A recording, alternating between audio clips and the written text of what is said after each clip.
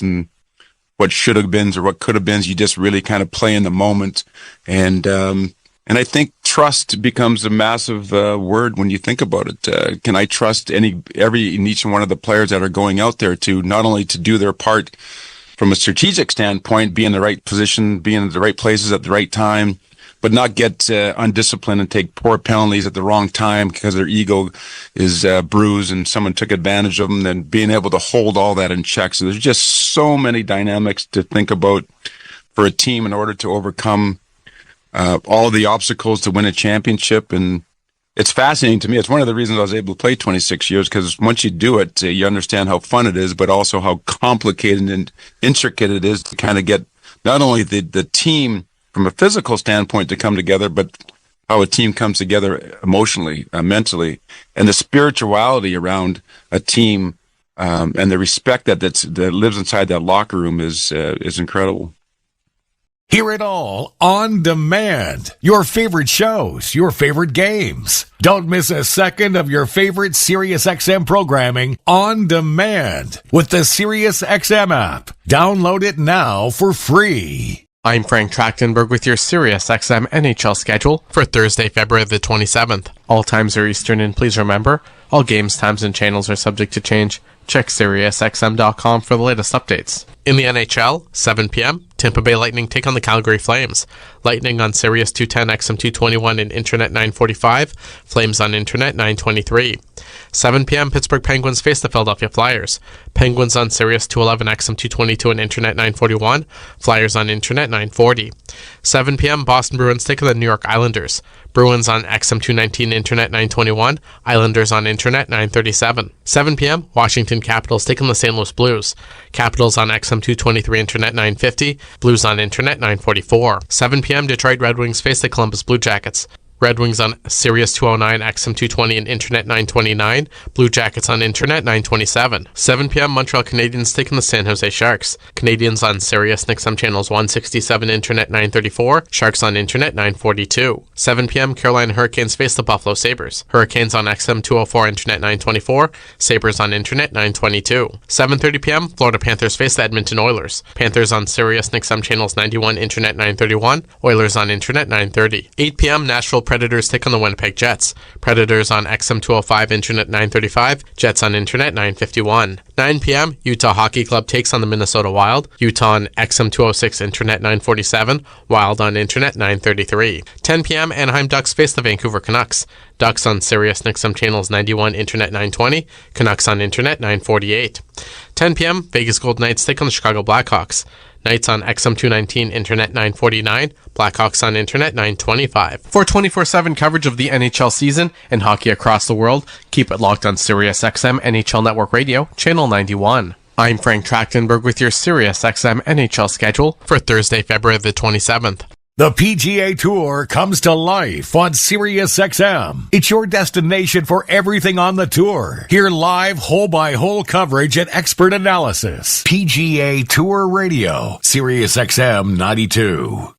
Tampa Bay Lightning head coach John Cooper stopped by for a morning skate with Gord Stellick and Scott Laughlin on SiriusXM NHL Network Radio on SiriusXM Channel 91 to talk the keys to his success over the years and the challenge of getting to the Stanley Cup Final 3 years in a row. John, I'm going to ask you to be a little bit self-analytical and, being in the business that you're in and knowing how successful you've been and what drives you and motivates you. What do you think has been the key to your success over the years? I mean, every league you've been in, you've won, you've had the staying power, and you've had all kinds of championship pedigree. If you say, hey, look, I'm still going strong, I'm still chasing another ring, what is it that keeps you going, and what is it in particular that you feel has made you as successful as you've been? I would say there's a couple things. Internally, it's the fire is still burning. And so I think that, first and foremost, is the biggest thing. Because when you lose your passion for it, and I've watched it happen to people, then you might as well you should get yourself out, because you're just doing yourself and your team a disservice. So that passion is, first and foremost, the big thing. I would sit here say on the other side of things, like Jeff Vinnick as an owner, and it kind of goes back to the previous question about stability. And that's one of the things we've had. And so Julian Breezeball was my general manager in the minors and now the NHL. So we've been together for how many years? We had Steve Eisenman in the early part of that, and he kind of was like the mentor. He was the actual one that brought me in, but we've had that stability. Only 2 GMs, but both of them work together. We've had one owner, one coach, basically, since I've been there, one captain, and it's this core group of guys that have all stuck together. And I think we've kind of, I don't know how to explain it, you've kind of passed the coach-player relationship because we've been there so long, and we all just have this common goal of what we need to do. And there's a lot of pride, a lot of passion with the group of guys we have, and then Julian's done a great job of kind of filling in. And when I say fill in, it's like getting the Nick Pauls, getting the Brandon Hagels, guys that are still long-term guys but that weren't, pseudo drafted into our system. And it's, we've been really fortunate that it's worked out the way it has, but I truly believe the stability, the belief, and the passion of the same group of people that have been together, and that's what's really helped us. It takes its toll, both physically and mentally, and I give our players credit, to come back and make the playoffs the next year, but, now we've been one and done for 2 years. We've had some breaks. We've had a little bit of turnover, and we need to get back. We need to get back to those, making some runs in the playoffs. And but I will sit here and say, I'd be remiss to say, those years, they do take a toll, and maybe it has taken a toll in the last, couple of years on us. And but I can tell now that, a couple of years of being bounced in the first round, it's just a different vibe coming in, especially this year of seeing all the players. And there's an energy I haven't felt in a while, and I think part of that is because we have been bounced, in the last 2 years. SiriusXM has soccer covered end to end. SiriusXM FC. Hear live play-by-play and talk shows hosted by legends of the game. It's SiriusXM FC on Channel 157. I'm Frank Trachtenberg with your SiriusXM NHL schedule for Thursday, February the 27th. All times are Eastern, and please remember, all games, times, and channels are subject to change. Check SiriusXM.com for the latest updates. In the NHL, 7 p.m., Tampa Bay Lightning take on the Calgary Flames. Lightning on Sirius 210, XM 221, and Internet 945. Flames on Internet 923. 7 p.m., Pittsburgh Penguins face the Philadelphia Flyers. Penguins on Sirius 211, XM 222, and Internet 941. Flyers on Internet 940. 7 p.m., Boston Bruins take on the New York Islanders. Bruins on XM 219, Internet 921. Islanders on Internet 937. 7 p.m., Washington Capitals take on the St. Louis Blues. Capitals on XM 223, Internet 950. Blues on Internet 944. 7 p.m., Detroit Red Wings face the Columbus Blue Jackets. Red Wings on Sirius 209, XM 220, and Internet 929. Blue Jackets on Internet 927. 7 p.m. Montreal Canadiens taking the San Jose Sharks. Canadiens on Sirius and XM channels 167, Internet 934. Sharks on Internet 942. 7 p.m. Carolina Hurricanes face the Buffalo Sabres. Hurricanes on XM 204, Internet 924. Sabres on Internet 922. 7:30 p.m. Florida Panthers face the Edmonton Oilers. Panthers on Sirius and XM channels 91, Internet 931. Oilers on Internet 930. 8 p.m. Nashville Predators take on the Winnipeg Jets. Predators on XM 205, Internet 935. Jets on Internet 951. 9 p.m. Utah Hockey Club takes on the Minnesota Wild. Utah on XM 206, Internet 947. Wild on Internet 933. 10 p.m. Anaheim Ducks face the Vancouver Canucks. Ducks on Sirius and XM channels 91, Internet 920. Canucks on Internet 948. 10 p.m. Vegas Golden Knights take on the Chicago Blackhawks.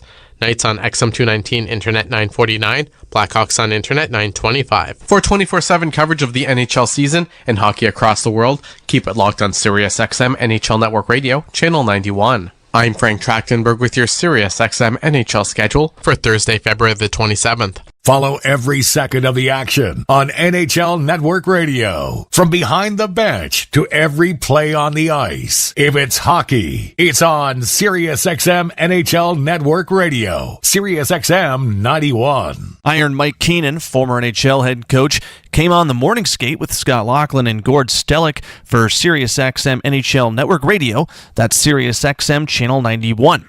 He was on to promote his new book, Iron Mike, My Life Behind the Bench, and he took some time to talk about his career, specifically the regrets and the influences.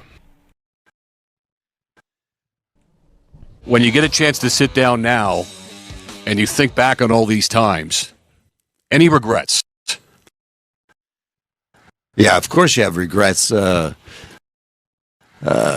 had the heat turned up quite a bit at my own distraction. So I could have, and I evolved, and even Greg, you just mentioned Greg Gilbert. He said, Mike, you're completely different here in New York than you were in Chicago. You're listening to NHL Play-by-Play on SiriusXM.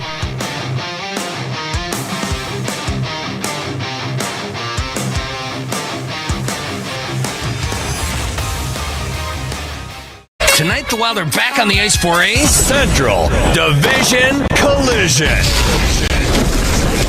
It's the second ever trip to Salt Lake City to face off against the Utah Hockey Club, a pesky team currently outside the playoff picture, but making noise as they try to stay relevant in the Western Conference chase. This is the stretch where teams are climbing and pushing, and everyone's trying to position. So I think the style of game does become a little bit more intense. The games become maybe a little bit more harder, a little bit more structured, because there's a lot on the line, and there's not a lot left in the season. So, but it's good. It's a fun time of year to compete in, and we'll certainly have that style of game tonight, I'm sure.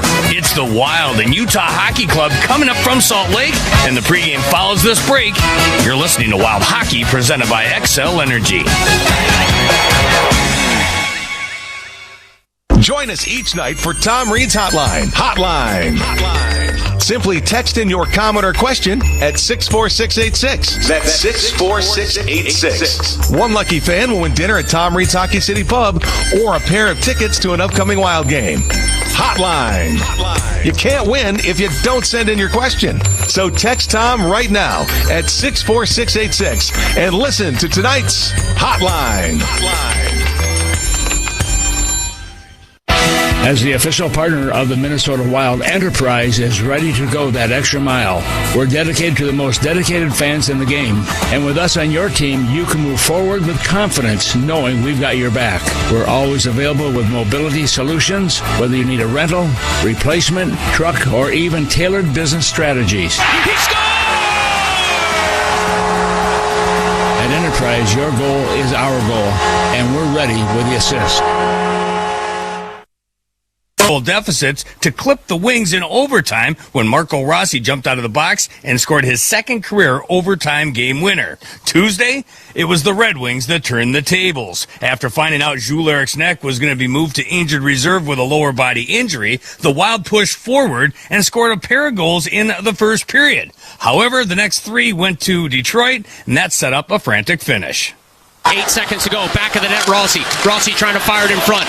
Taken away by Casper. 3 seconds left. He'll tie it up, and that is going to do it. It's Foligno centers. Faber can't get a shot through. And the Detroit Red Wings turn the trick on the Minnesota Wild. They rally from a 2-0 deficit and sneak out of here with a 3-2 win.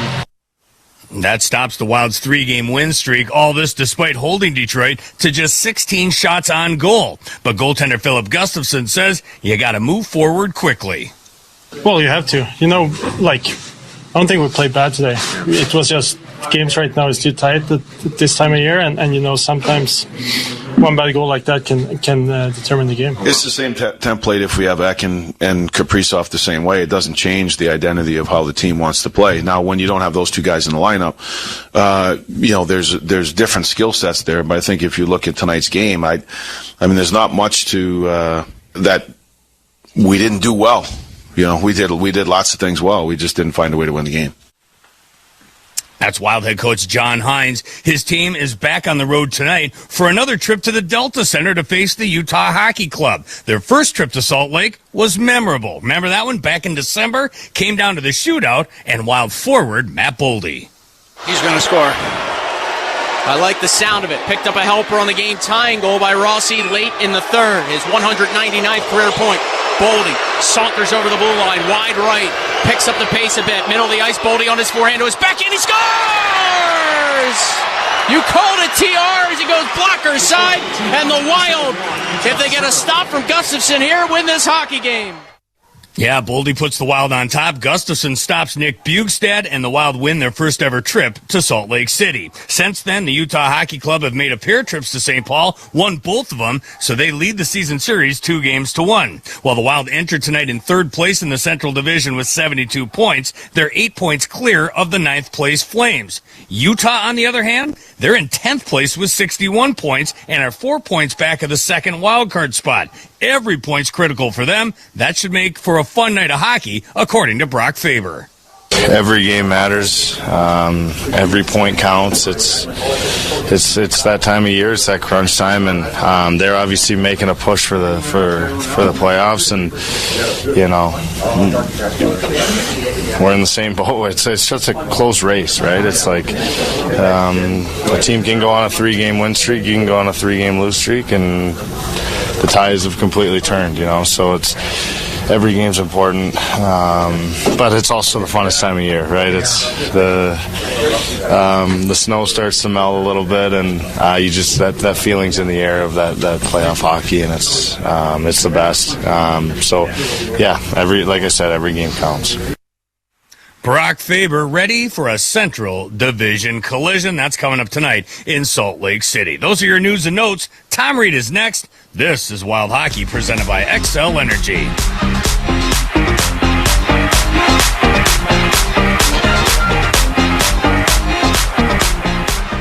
The NFL's top draft prospects are ready to show their skills at the 2025 Scouting Combine. The most dynamic player in college football, Travis Hunter. And SiriusXM NFL Radio will have exclusive interviews with prospects, head coaches, and general managers as they prepare for the NFL Draft. There is a surplus at certain positions this year where, hey, if we don't get one free agency, it's pretty deep in the draft. Coverage continues all week on SiriusXM NFL Radio Channel 88 and the SiriusXM app.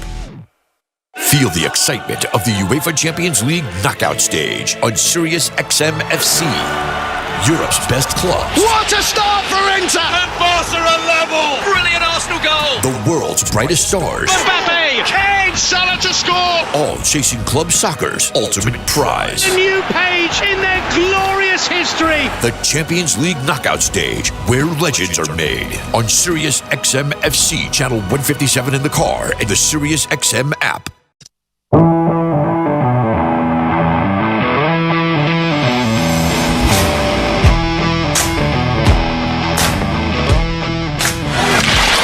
Brought right back in. Cooley with it. Cooley shoots, he scores! Logan Cooley! His vision, his skating, he's a world-class skater. He's the way he uses his edges, and he can get moving so quick, so fast, and Cools is obviously a good friend, and I love to see that he's doing well. Hopefully not as well tonight, but he can ramp it back up his next game. Brock Faber on former Gopher teammate Logan Cooley. Definitely one of the names to keep an eye on tonight in Salt Lake. Tom Reed joins from the Delta Center. Thomas, you guys raved about that trip there to the Delta Center back in December. You still like this journey to Utah? Yeah, I really do, Kevin. And this is a great addition to the National Hockey League. I think now the arena is going to be configured this off season because you can't see the nets from the end zones in many of those seats. So they've got a lot of work to do. They tell me they're going to raise the cement floor by at least 2 feet and reconfigure the seating structure here to make sure everyone can see both ends of the ice at the same time. But it's the people out here really have grasped onto this National Hockey League. And they've done really a good job. This is the team that are out of the playoffs right now, but they're fighting to get back into it. Yeah, no doubt about it. Nice to get back to Utah. Nice to get back to the Central Division, too, Tom, after 8 straight against the Eastern Conference. This is going to be a heck of a couple of days here in the Central Division. Yeah, you're right. And you look, Minnesota against the East have been very good. They have gone 17-6-0, Kevin, in the 23 games they've played. In the Central Division, they're 11-7-2. And this, of course, these are 2 teams in the Central Division. We'll see what goes on here tonight. But Minnesota, tough game here tonight, obviously. And then tomorrow night, in Colorado, Denver has had 2 days off. They're resting again tonight. They don't have to work. They won't be tired. Minnesota is expected to arrive, I believe, around 1:30, 1:45 in the morning because we lose another hour, I believe, at the same time. So it'll be interesting to see what tomorrow brings. But right now, the most important thing for this team is this game. Yeah, no doubt. And unfortunately, they come into this on a loss after they falling short against the Detroit Red Wings. They hold them to just 16 shots, Tom, yet they lose 3-2. What'd you see? What was missing for the Wild in the game against Detroit in St. Paul? There wasn't a lot missing, Kevin, other than the fact they played well. If you look at those last two periods, I mean, Minnesota gave up in 2 periods against Detroit just 7 shots, 4 in the second, 3 in the third. But they gave up 3 goals, unfortunately, in those 7 shots found their way to the back of the net. I thought the team played well. They deserved better than they got, and we see that time and time again, where a team will play well and not rewarded. Certainly Minnesota was not rewarded in that game, but they played hard. Their attention to detail was good, and I think that you're going to see a pretty good squad here tonight. They're anxious to get this thing going. 24 games left on the schedule, Tom, and we know this much. We don't know an end goal when Kirill Kaprizov or Jules Eriksson will return to the lineup. How do they maintain their position in the standings without 2 of their biggest names? Yeah, it's like the coach always says, I can't worry about the guys who aren't here. I can only worry about the guys who are here. And that's obviously the motto, I think, a lot of the players right now. We don't have Kaprizov. We don't have Jules Eriksson, but we do have the nucleus of players that have played well even without those guys. So hopefully that will continue. All right, we'll take a quick break, then we'll get you the starting lineups. We'll get you the starting goaltenders as well. It's the Wild and Utah Hockey Club going at it in SLC. More after this. You're listening to Wild Hockey, presented by XL Energy.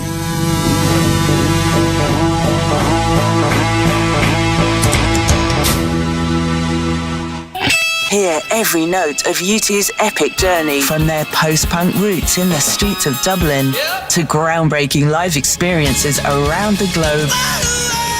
Plus, exclusive commentary from rock's most dynamic band. U2 doesn't have a genre because it's in that discovery of new territory that we come alive. U2 X Radio, Channel 32, and at home with the SiriusXM app on your phone, computer, Alexa, TV, or other internet-connected devices. Join me, Gord Stellick, and Scott Laughlin as we recap the night that was on NHL Morning Skate, weekday mornings at 7 a.m. Eastern on NHL Network Radio, SiriusXM 91. The biggest names in the game. Trying to get behind Ristolainen, walks in, put it between his legs, shoots it, score! NHL Play-by-Play on SiriusXM. Join me, Scott Laughlin, and Gord Stellick, along with former NHLer Mike Johnson for NHL Morning Skate, weekday morning, 7 a.m. Eastern on NHL Network Radio, SiriusXM 91.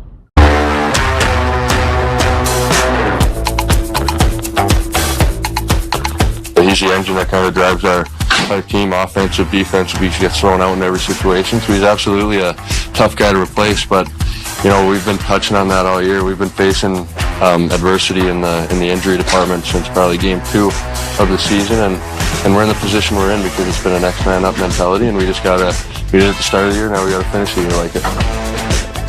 Jake Middleton on life without Jules Eriksson, at least for now, on the injured reserve with a lower body injury. Let's get the starting goaltenders, presented by Progressive Insurance. Thomas, who goes tonight for Minnesota? Well, for Minnesota, he's going to be the oldest player in the league. That's Marc-Andre Fleury, now in his 21st season in the NHL. And of course, he's had 17 consecutive trips to the playoffs, but not last year.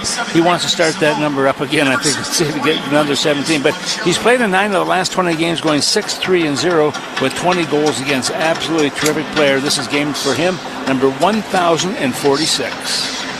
Fleury tonight for Minnesota. Gustafsson went for the Wild Tuesday against Detroit. The numbers don't look good for him, Tom, in that game. He only had to face 16 shots, gave up 3 goals. What have you seen from the Gus bus? Well, he's had his ups and downs this year. There's no question, Kevin. But I thought really at the beginning of the year, he really kept this team together. He won a bunch of games for them, and now they have to step in. And it's too bad. And it's not that they were bad goals. The one goal just over the blue line, wasn't really happy with that. I'm sure he wasn't. But he still has to battle. And, you just got to keep him in a positive vein. You don't want him to get down on himself. You need him to be very happy to be playing in NHL, and hopefully he'll continue to be on the upswing for the team. Yeah, especially this time of year. That is incredibly important. Who goes tonight for the Utah Hockey Club? Well, Karel Vamilka is going to get the call on this one. Now, there's a guy 6'4", 221 pounds out of the Czech Republic. Played 38 games last year. Right now is a game number 30 for this year, where he's gone 15-5-4 with a 2.48 goals against average and a save percentage of 91%. He's played in 8 of the last 12 games, going 5-2-1. Thank you, Tom. Thank you. Tom Reed with tonight's starting goaltenders, presented by Progressive Insurance. You could save big when you bundle your auto, home, motorcycle, RV, or boat. Visit Progressive.com for more information. Fleury versus Vemmelka. It's the Wild in Utah to take on the Utah Hockey Club. Joe O'Donnell joins next. This is Wild Hockey, presented by XL Energy.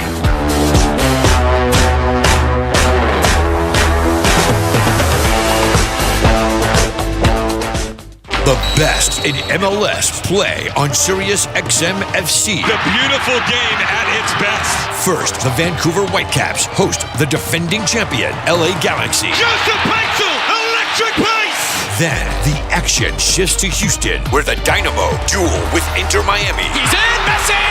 It's a show tonight! It's an MLS doubleheader Sunday night at 5 Eastern on Sirius XM FC, 157 in the car, and on the Sirius XM app. The big names are on NHL Network Radio. Devils head coach Sheldon Keefe, you decided to jump right back into it. New Jersey Devils reached out really within an hour or so of the news coming out of me being let go. And the more I got to know Tom and his vision for the team and seeing the situation, it was a tremendous opportunity that I couldn't let pass by. Sirius XM NHL Network Radio, Sirius XM 91, and the Sirius XM app. The best hockey. All three Canucks are back. Shen, Perron, Schwartz, they score! Sirius XM NHL Network Radio. The following is an exclusive presentation of the Minnesota Wild, the National Hockey League, and the Minnesota Wild Radio Network.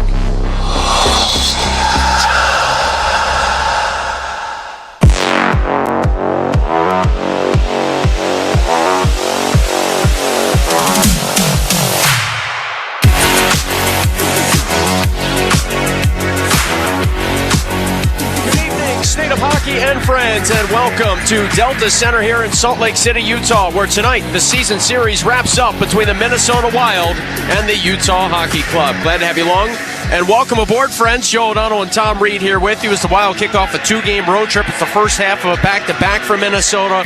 Overall, Tom, the Wild beginning a stretch of 4 of the next 5 games on enemy ice, and they are looking to bounce back, aren't they, after they let one sort of slip away Tuesday at home against the Red Wings, a 2-0 lead in the first period.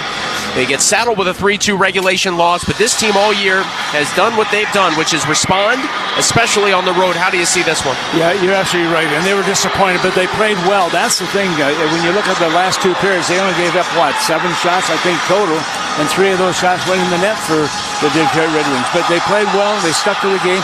Even Coach Hines this morning was saying how happy was the way they played. Just, unfortunately, they did not get rewarded for it. Yeah, after the game Tuesday, John Hines said it, just what Tom Reed said. He called it a disappointing loss. He said he thought the team played a solid game and said sometimes that's how it goes. So the Wild come in 34-20-4, 72 points, still in 3rd place in the Central Division, 8 points clear of the non-playoff field in the Western Conference. As for this Utah Hockey Club, again, essentially a first-year franchise, the relocation from Arizona, and they are hanging around. Usually this time of year, the Coyotes would have bowed out. Not this Utah version of this group of players and coaches. They're 26-24-9. They have 61 points. They picked up a 1-goal win over Chicago here Tuesday night at home. They've won back-to-back games, and they're just 4 points out of a wild card spot. Early in the season, Tom, when these two teams played in December, you were high on this Utah club and what you thought they could be. How come? Yeah, just because they got some youth, but they're getting some experience right now also. These kids are playing very well for each other, and that's what you want to have. You want to have the intensity they had. They've got some really superstars in this hockey club. They're developing even now as we speak, and yet this is going to be a very tough game for Minnesota. They better be ready. Utah with points in all 3 games in the season series so far. Puck drop next from Salt Lake City. You're listening to Wild Hockey, presented by XL Energy. Traveling with the Minnesota Wild has never been easier. Introducing Wild Travel, a book seats experience, the official fan travel platform of your Minnesota Wild. It's your one-stop shop to bundle game tickets with flights and hotels, saving you up to 30%. With Wild Travel, you can customize your official Minnesota Wild package for any game and never worry about hidden fees. Plan your next trip today at bookseats.com. Wild Travel, a book seats experience. Hey, Wild fans, you want your family to be warm and comfortable during our Minnesota winters, right? That's why it's good to know the knowledgeable and friendly dealers at Bryant Heating and Cooling who will do whatever it takes to keep your heating system running safely and efficiently, no matter what the weather throws at you. Plus, score up to $2,600 in tax credits on qualifying Bryant systems and ask about rebates and financing for qualified buyers. Find your local dealer at Bryant.com. Bryant, official heating and cooling company of the Minnesota Wild. Wake up at 5. Lace up their skates. You want to see them win state. After all, that's all your kid dreams about. And a strain, sprain, or break doesn't have to take that away. Tria Orthopedic Urgent Care is here for them 7 days a week with no appointment needed. And with Save My Spot, you can reserve your place in line and show up closer to check-in time. With Tria by your side, your body can do amazing things. Visit tria.com/SaveMySpot to learn more. At Minnesota United, it's about loyalty. It's that simple. And some loyalty is louder than others. To those who bleed black and blue, we salute you. To those who revel in the Minnesota North, we see you. To say we are united is an understatement. Money, who sends the crowd at Allianz Field into a frenzy. We are the Legion of Loons. Minnesota United versus Montreal, Saturday, March 1st at 7:30 p.m. Presented by Allina Health.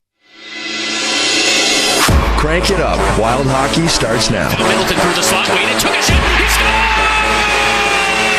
Minnesota Wild Hockey is presented in part by Toyota, official vehicle of the Minnesota Wild. Anderson Windows and Doors. Catalyst Supply Co. Boost your build. Let's play hockey.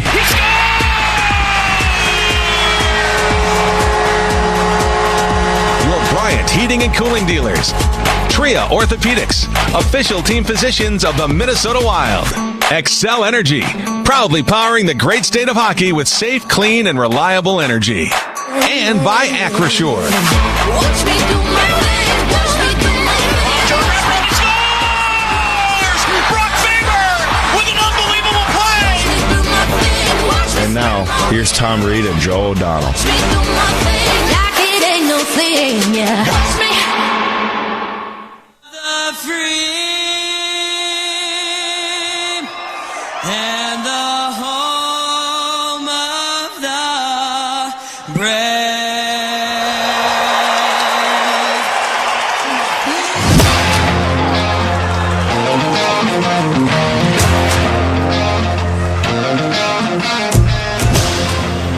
Delta Center, Salt Lake City, Utah. The Wild and the Utah Hockey Club. Joe O'Donnell, Tom Reed back here with you. Again, Utah's won back-to-back games, both 2-1 decisions here at home. And in those two games, they've allowed just 38 total shots. Speaking of not allowing much, Minnesota, Tuesday in that loss to the Red Wings, allowed just 16 shots. Their fewest in a game this year. Their fewest allowed in a game since March 14th of last season. But it's back to work for Minnesota on the road. Their league-leading 32nd road game tonight. They pace the NHL with 21 road wins. And this will be a tough one with Utah sniffing around a playoff spot with 25 or so games to go. Yeah, it's interesting also, Joe. When you look at Minnesota, they're number one in the NHL when it comes to road games, road points. There's no question about that. But at home is where they struggled. With 27 points in 27 games. You want to be more than 500, but that's not coming for a couple more games. We'll see what happens here tonight. Utah trying to get back to 500 on home ice. They're 11, 12, and 6, but they played much better here lately. We're underway from Salt Lake City. Wild from left to right on your radio dial here in the opening period, wearing their white jerseys tonight. Utah Hockey Club skates from right to left in the opening frame in their black sweaters with blue trim. The Wild dump one in, back to grab it, and carrying along is John Marino. He head man, the Wild break it up. Matt Zuccarello has been a bit of a funk offensively for the Wild. No points his last 7 games, just 1 goal since January the 11th. As he forces it deep, goes in on the forecheck, the Wild trying to get a change. Life without Joel Eriksson at game number 2 for Minnesota. Of course, Kaprizov has been out for a few weeks now. Brock Faber back in his own zone for the Wild. Helping out Freddie Gaudreau, and now Jake Middleton with a left wing breakout pass. Marcus Johansson found Faber. He gave it away at center. Lawson Krause with the game winner here Tuesday, and that 2-1 win over the Blackhawks tries to force it in. That's broken up. Sean Dursey from the red line right side pounds it in on a reset, and the Wild back together. John Hines has talked about it. This late in the season, you know what your game looks like. You got to get to it quickly. You have to have the focus level, the details, the intensity. He understands right now the Wild might not be able to score a ton of goals because of who's out of the lineup up front. Well, and you're absolutely right, Joe. The thing, you miss 2 key guys from Minnesota. That's going to hurt them, no question about it. But you know what? The guys have not complained about it. They've stayed the course. They're doing what they have to do, and that's just being intense out here. And the attention to detail is so important. Kessel ring up top for Gunther. A drive tipped in front. Fleury the save. Rebound. Skitters to his right. It's a Marc-Andre Fleury-Karel Vejmelka goaltending matchup. And this one is Gunther finds Kesselring, a walking uncontested. His shot stopped by Fleury. And the rebound sat there for a moment, and the future Hall of Famer able to fall on top of it. Well, you can see that no question about it that the opposition here to Minnesota tonight is ready for this one. And Utah's done a nice job right from the beginning here. They're getting the shots in net, and Fleury's been great. He's been outside that circle to the blue paint area to his left. And he has come up with some big saves, and you can see that certainly Utah, they realize they're on the outside looking in. They want these points here tonight, and they're playing like they're going to try and get it. But Minnesota's got to answer the bell. Andre Tourigny, the Utah head coach, when asked about this time of year, the fact his team is right in the mix, said that they worry about today, but recently has talked. If you watch some of his post-game press conferences or listen to him this morning, you know, he says there's a good vibe, sort of a good feeling about this team on the bench. They're a very confident group right now.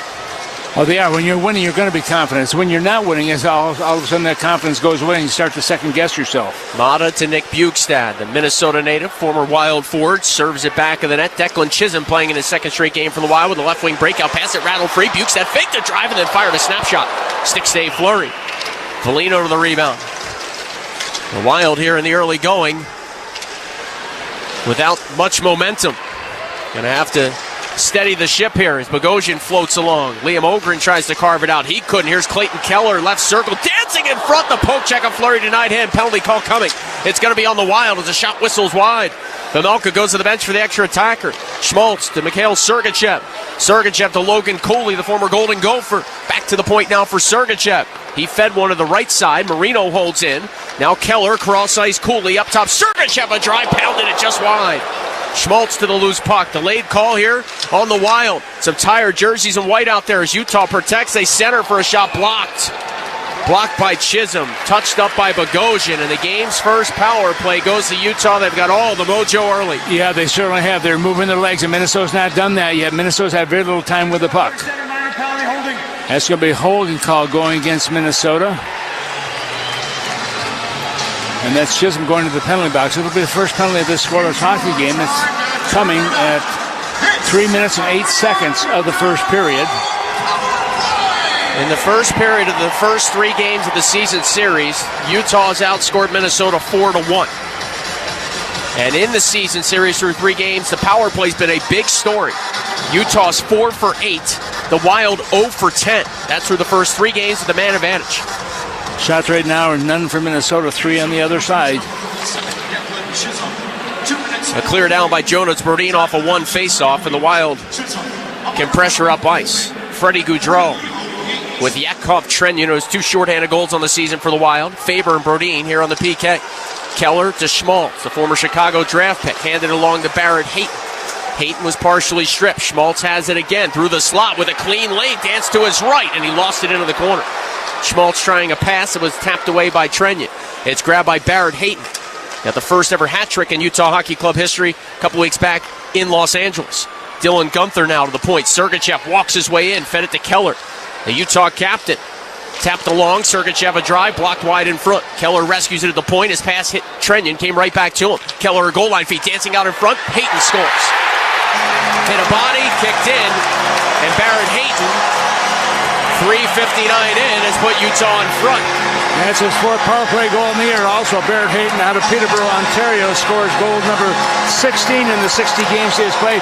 But you look at the pace of the game right now, everything is slanted towards the Utah Hockey Club. They are moving their feet, they're making plays, they're getting shots, and Minnesota's had no zone time at all in the offensive area. Everything's been behind their own blue line, and that goal goes in and gives the I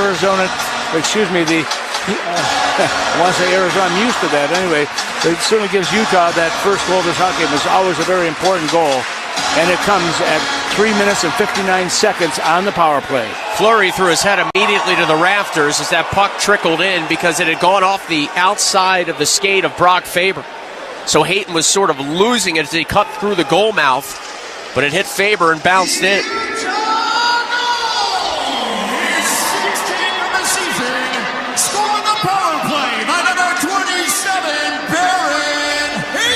Sean Dursey carries ahead for Utah, springs it down low. McBain dug it free.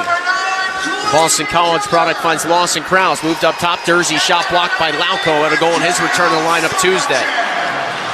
Utah holds in, we got a fight now. Trying to change the momentum, Jake Middleton. He's dropped the gloves with Jack McBain, the former Wild draft pick. They'll dance all the way out to center ice. Crowd rises. Middleton and McBain engage. A big right off the hop by McBain. Middleton hangs right in there. A couple of rights by Middleton. Uppercut, overhand combo. He's got McBain in some trouble, and he pounds him down the ice. McBain gets back up, fires a right of his own. They go to the penalty box area. Middleton's got McBain in some more trouble. Some rights by McBain. A right by Middleton. Another right. Two more by McBain. He's got Middleton all wrestled up now along the glass, and they'll jump in and separate him. Well, two heavyweights going at it, and both of them got some pretty good punches, and you can see that number 5 of Minnesota, Middleton, lost his helmet, as McBain did also in that scrum, and McBain's a big guy also. He's the guy that was picked up by Minnesota in the draft, but told the team he didn't want to play for Minnesota. So they made a trade for him, but at the same time, these two guys will go to the penalty box and both have to be assessed 5 minutes for fighting. These penalties coming at 4 minutes and 26 seconds of the first period. TR, I don't think it's much of a shock that a guy like Jake Middleton, realizing the momentum not going his team's way early, trying to change that. Yeah, absolutely. And sometimes, we saw that in the Four Nations face-off. At 8 seconds, they had 3 fights by the 8-second mark of that, and that really changed the complexion of a game. This is going to be very tough for Minnesota right now, though. They've got to find a way to get their legs moving, which they have not done. They have not very little possession time with the puck. Yeah, the first shift, they worked it in. Zuccarello pressure on the forecheck. After that, everything's been in the zone of Fleury. Vejmelka still hasn't seen a shot yet. 4.5 minutes in. Through the first 3 meetings between these two teams, the Wild held a overall shot differential of plus 22. Up top, a puck comes to Marino. His wrister punched away by Fleury. This is 5-on-5 hockey. Schmaltz fumbles one away. Brodin to Zuccarello. Back to Jonas Brodin, darting through center. He lost it. Clayton Keller turns it over. Marco Rossi, who's got a goal in 3 straight for the Wild, connects with Matt Boldy. Boldy dances in, hands it back to Rossi, spun off a check. Of course, Rossi had a big-time marker in this building on December the 10th, late in regulation that forced overtime. The Wild eventually won that game 5-4 in the shootout. However, Utah's claimed the next 2 in the season series. Here's Zuccarello, right circle. A shot hit the outside of the net as Boldy tipped it wide. Boldy's on it for Minnesota. He'll find Marco Rossi from low to high. Bogosian goes D to D. Left point Declan Chisholm. A shot blocked down in front. And Schmaltz will clear it ahead. It'll knuckle all the way down wide past Fleury. And finally, some pressure for Minnesota. This is icing on Utah. Yeah, that's a good shift for Minnesota. Trying to get to those rebounds also. And that's going to play a key part of this hockey game. Getting those rebounds. Who's going to get them? Who's not going to get them? Minnesota right now seems to be a little bit more engaged than they were early on. And giving Utah a lot of credit. They came out with the guns ablazing, the legs are moving, and right now they've got the only goal of this game, and that was on a power play. Well, Utah certainly getting Minnesota's collective attention here. Utah hasn't scored first much this year, just the 31st time they've done so. Well, I guess I should rephrase that. That's in the upper echelon of the NHL, but of course we know the Wild are one of the best teams in scoring first this season. 35 times, which is tied for the most in the league. Brodin headmans. Vinny Hinostroza tips in. Tied for second most in scoring first, the Wild, I should say. As it's floated ahead by Bukestad. Picked up by the Wild's Brodin. Will tap off his end wall, Brock Faber. When getting the game's first goal, Utah 15-6-7.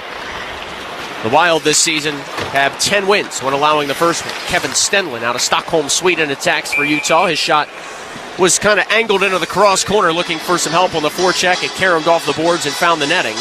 Now we've got a whistle here, 13:42 to go. Opening period, timeout on the ice. The Wild down 1-0. You're listening to Wild Hockey, presented by XL Energy. There's never a wrong time to escape to Radio Margaritaville, a channel with songs to put the lime in your coconut and transport you to an island state of mind. With unforgettable Jimmy Buffett music, beach anthems, and concert encores.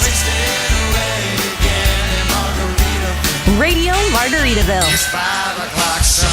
Channel 24 and at home with the SiriusXM app on your phone, computer, Alexa, TV, or other internet-connected devices. NHL Morning Skate. I think general managers must sit back in their chairs, Gord, and they must say, okay, if we make a coaching change here, chances are that at least for 10 games, we're more than competitive, and we're probably going to win much more than we lose. Coaches are probably yelling an expletive, right? About, whatever, how that particular trend is going. So you're right. So far, it's like perfect. NHL Morning Skate with Scott Laughlin and Gord Stellick. Weekdays, 7 a.m. Eastern on NHL Network Radio, SiriusXM 91, and the SiriusXM app. From in the crease to in the locker room. Four Nations Team Canada face-off associate GM Jim Nill. You as a manager view goaltending going into the tournament in February. Yeah, we're talking about two of the guys that won Stanley Cups and play in those type of pressure games. That's a pretty good resume to have. So we're pretty confident with it and pretty confident with the team that we're going to have playing in front of them. SiriusXM NHL Network Radio, SiriusXM 91, and on your schedule with the SiriusXM app. FINRA.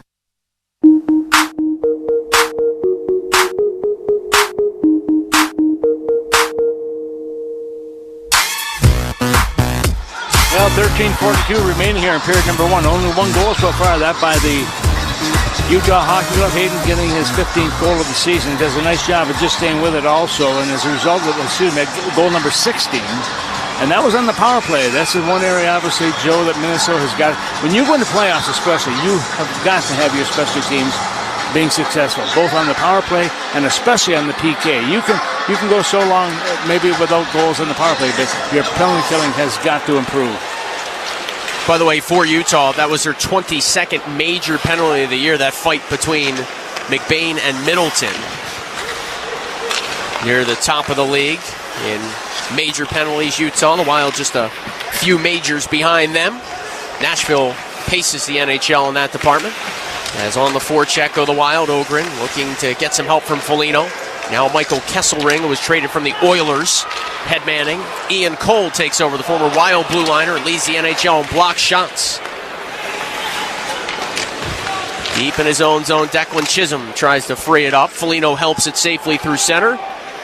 And both teams will change on the fly. Sean Durzi, the former LA King, back to grab it for Utah. Durzi on February the 22nd returned to the Utah Hockey Club lineup after not playing since October the 14th. And that defense core for the Utah Hockey Club healthy, or healthier than they've been really almost all year long. And John Hines talked about that this morning. They've got a good mix on the back end, some youth and experience, and they are at full strength as Krause muscles in a backhander shouldered away by Fleury.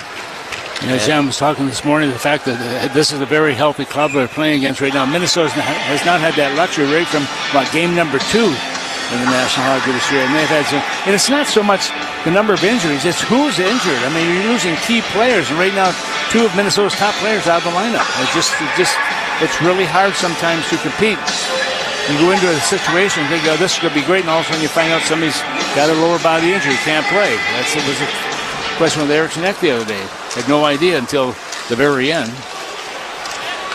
Devin Shore sent one through center, gave it away, tried to get it back.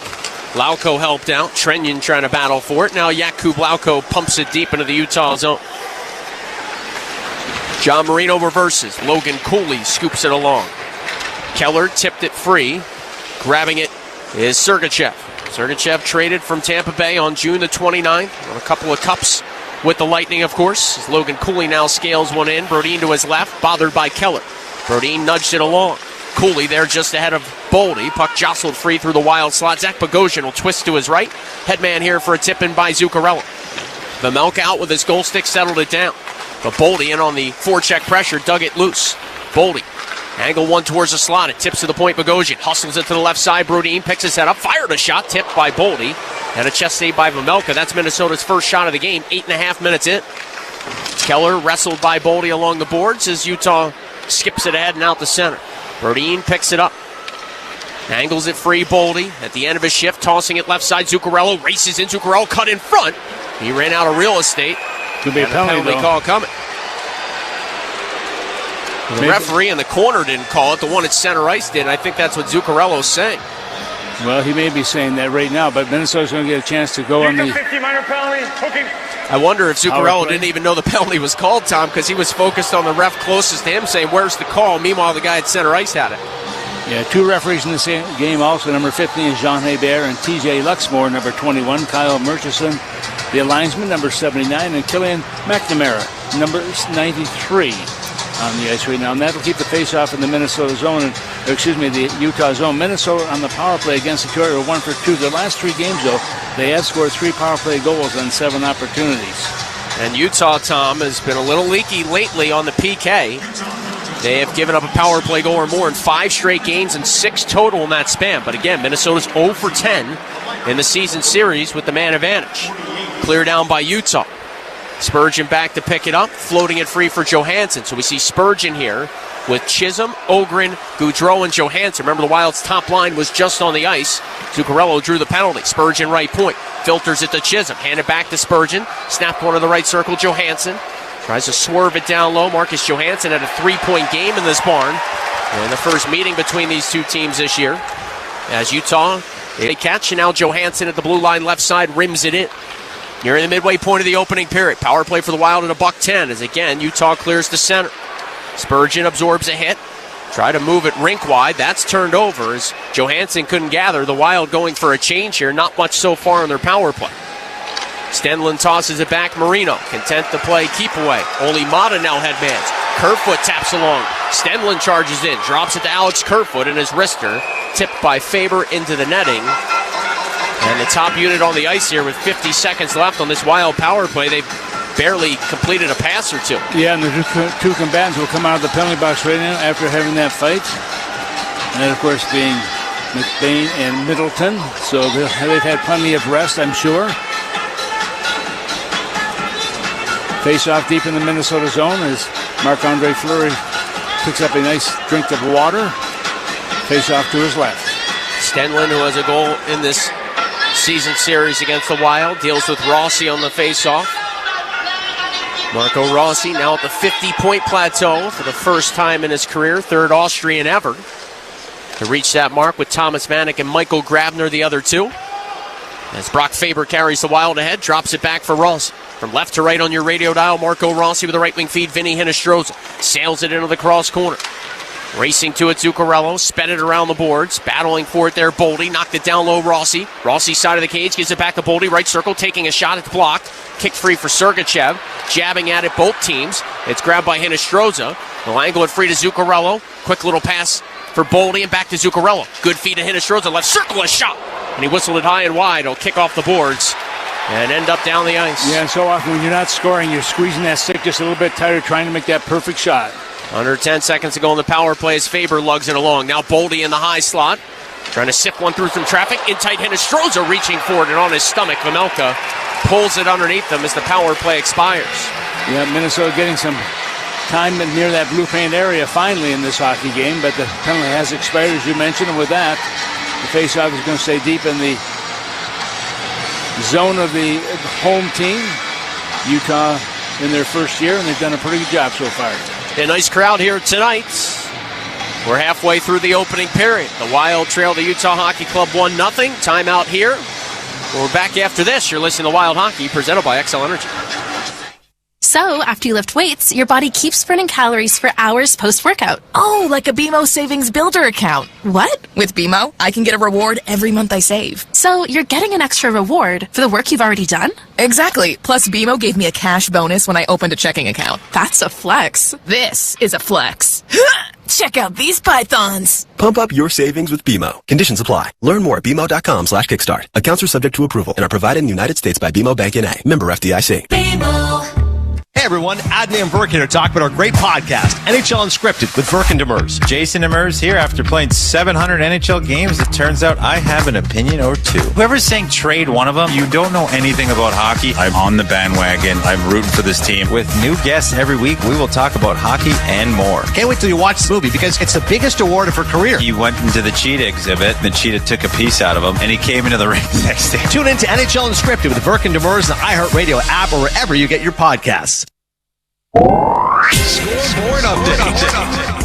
Let's look at some goal scores tonight in the National Hockey League. How about Leon Draisaitl? 8 goals in an active 7-game goal streak. He's up to 44 on the season. He scored again tonight, but his Oilers are down 3-2 in Florida midway through the third. Alex Ovechkin, no goals tonight. 883 in his career. He's got 8 goals in his last 8 games. Him and the Capitals are down 4-2 at home to St. Louis late in regulation. And David Pastrnak, he scored again tonight. 31 on the season, 7 in his last 7 games. I look now, and the Bruins are down 2-1 to the New York Islanders late in the third period. That's it for now. Back to Joe and Tom. Yeah, right now the faceoff is going to be deep in the Utah zone to the right of the netminder. Utah wins the draw back. They have had the better in the faceoff circle against the Wild in the 3 previous meetings, winning 53%, 63%, and 52% respectively. And they'll eventually get to this puck in the offensive zone with Doan sending it up top. Cole fakes a shot, hands it to the right side. Kesselring a wrister, and that glanced wide. Cole at the left point, flips it rink wide. Kesselring gathers off the boards. His pass hits the skates of Lauko and careens out the center. 8:40 to go, opening period. Wild from left to right on your radio dial, down 1-0 here in Salt Lake City. Little bouncer left to Fleury, chopped at it. Grabbing it quickly was Doan. Now Logan Cooley trying to churn out of the corner. Rodin comes to try and hound him. Utah swings it around. Keller holds in left point. Middle of the ice, Dursey. Flopped it to the right side, Kesselring. Back up top, Dursey. They'll take a look. Survey with Lauko closing. Just try to churn it around the boards. The Wild break that up for a moment. Utah goes from low to high. Dursey holds in. He'll angle it to the corner. Middleton cut it off and rips it down the ice. They wave off icing here as Dursey tried to pretend he couldn't get to that puck. The official's not fooled. So the Wild able to get a change as Ogren, Foligno, and Husnadinov step over the boards with Chisholm and Bogosian. Utah with a breakout pass. Keller through the neutral zone to Cooley. Left it back for Dursey. Scales it in. Knocked down by Chisholm. Chisholm dances with the puck a few moments. Wheels to his left. Not a lot of room or open players for Chisholm there, so he bought himself some time, and then headman for a tip-in by Foligno. Oli Mata is back. He couldn't clear. Chisholm held in left point. Cycled it down low, Foligno. Stapled to the glass by Mata. Foligno tries to step back into the scrum now with some help from Husnadinov. Husnadinov scored in this building back in December, the Wild's only other trip here. They'll look to dig one free left wing corner offensive zone, but Mata emerges and spikes it out to center. So Chisholm goes D to D. Bogosian over the red line right side, filters it back in. But he rimmed it hard enough around the boards where Barrett Hayton was waiting for it. He'll just charge ahead. Wild break up that play at their own blue line. Utah now regroups with John Marino. Marino to Hayton, who has the goal here tonight. He'll bounce it off the dasher. Brodin spins away from Kerfoot. Now Rossi fumbled it for a moment. Forced it to Boldy. Boldy gains the center line, rifles it in from the left wing side as Zuccarello went tumbling down. Another penalty call coming on Utah. Another penalty drawn by Zuccarello well away from the puck. Yeah, it's going to be interference, no question about it. He wasn't even close to it, but it's going to be Minnesota going back in the power play as Gunther's going to get the penalty call on this one, on the interference call, I believe. Utah penalty number 11. 2-minute minor, interference. And that's not a good penalty, Joe, as you know. That's well away from the puck. So Minnesota now kind of in a little bit of a scrum out there talking to each other and a little bit of a huddle trying to figure out what they're going to do with this power play. This penalty coming at 13-14 of the first period. Minnesota trailing by a score of 1-0. Shots are 5-4 Utah. Sergachev in his left wing corner, lost it, Hinostroza, turns it up top, Faber to Boldy, fake the one-timer, Boldy firing one in front and pinballed around, and deflected just wide.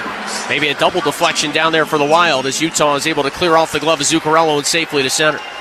So on the regroup, it's Faber to Boldy. Matt Boldy saunters ahead, wands over the puck, danced free, and then looked to the right wing boards where Rossi tipped the Hinostroza. Rifled around, Boldy looking for Zuccarello, and it bounced away. And the Wild have to reset again. Minute 25 to go on the Wild's second power play of the night. Faber skates to his right, fed it rink wide. A pass from Zuccarello connects with Rossi. Rossi steps over the blue line, rims it around the boards. Hinestroza are waiting for it outside the right circle, had a bit of trouble with it. It deflects free for a moment. Faber pinched in, the hold in. And now Rossi knocks it down into the corner to deal with John Marino. Marino one-handing it free, and Hayton an easy clear all the way down. Yeah, no one around at all. Lots of time to get the puck and get it all the way down. Halfway home on the power play is Fleury way out to his left to hand it to the captain, Jared Spurgeon. Spurgeon starts ahead, dropped it off. Johansson fumbled it away. Logan Cooley now, watched by Freddie Gaudreau, so he tries a side-angle slap shot, hammered it wide. Boldy picks it up, and now Jared Spurgeon with a full head of steam for the Wild power play. Given along to Zuccarello, spins it around the boards. Boldy tipped it free. Gaudreau reaching for it, stabbed it loose. Zuccarello right circle, has a lane, carries in, took a shot, it's blocked. 25 seconds ago on the power play, Stenlund backhands it down the ice. Yeah, second guessing on that one, but a good time to make a pass to the front of the net there. But Zuccarello thought he may have the corner wide open, which he did not. Zuccarello does have 13 shots in the 2 games he's played against Utah in the season series, and a goal to show for it. Here is Chisholm, feathering one to Jake Middleton. Into the left wing corner, Gaudreau. Power play winding down. It comes back to Middleton, left point. Handed along, Chisholm, a drive, stick save Vejmelka. Nobody in front. And that long-range slapper, I should say, fought off by Karel Vejmelka. Power play is over. The Wild are 0 for 2. Here's Devin Shore through the slot to Middleton. Back to Shore for a hurried wrister. Big rebound there, not cleared by Utah. Shore tried to spin it through the slot. That's cut off. Mata headmans for Lawson Krauss. Chisholm able to close on him and win that war. And the Wild have it again with Middleton, headmanning for a deflection by Trenyon. Back is Bukestad to support. Off to Mata, left wing corner. Ole Mata looking for Nick Schmaltz. Instead, that pass found Keller.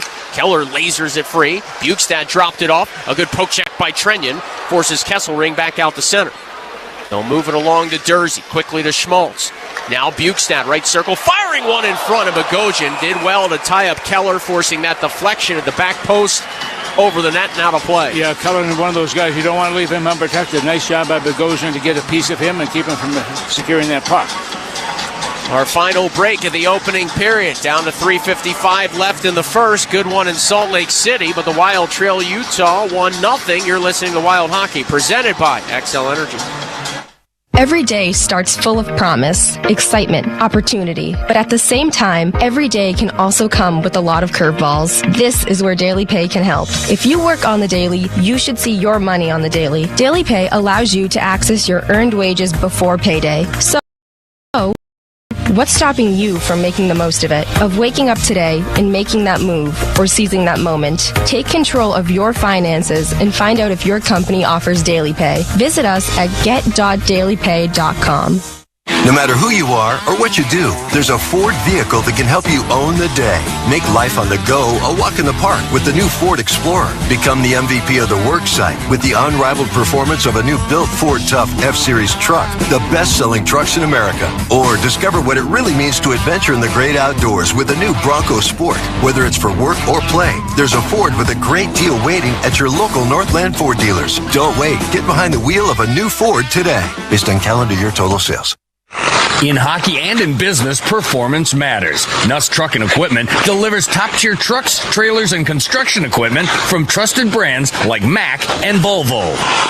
With 10 locations across the state of hockey and beyond, they provide expert sales, parts, and service to keep your fleet moving. Stay ahead of the competition. Toe-drag moving a shot. He scores! Visit NUSSGRP.com to learn more.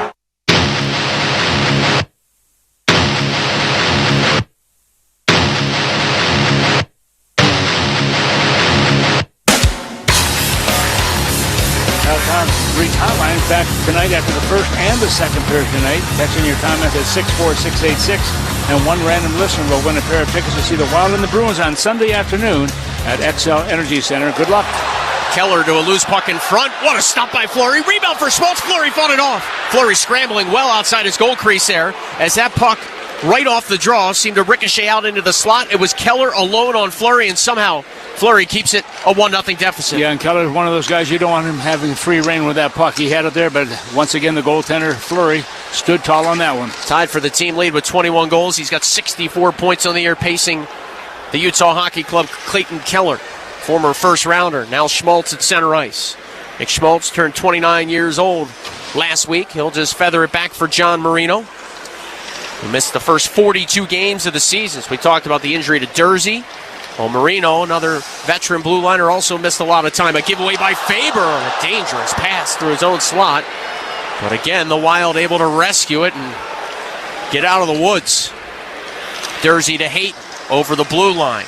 The Wild converge beautifully, and Hustadinov able to chip it through center. Under 3 minutes to go in the opening period.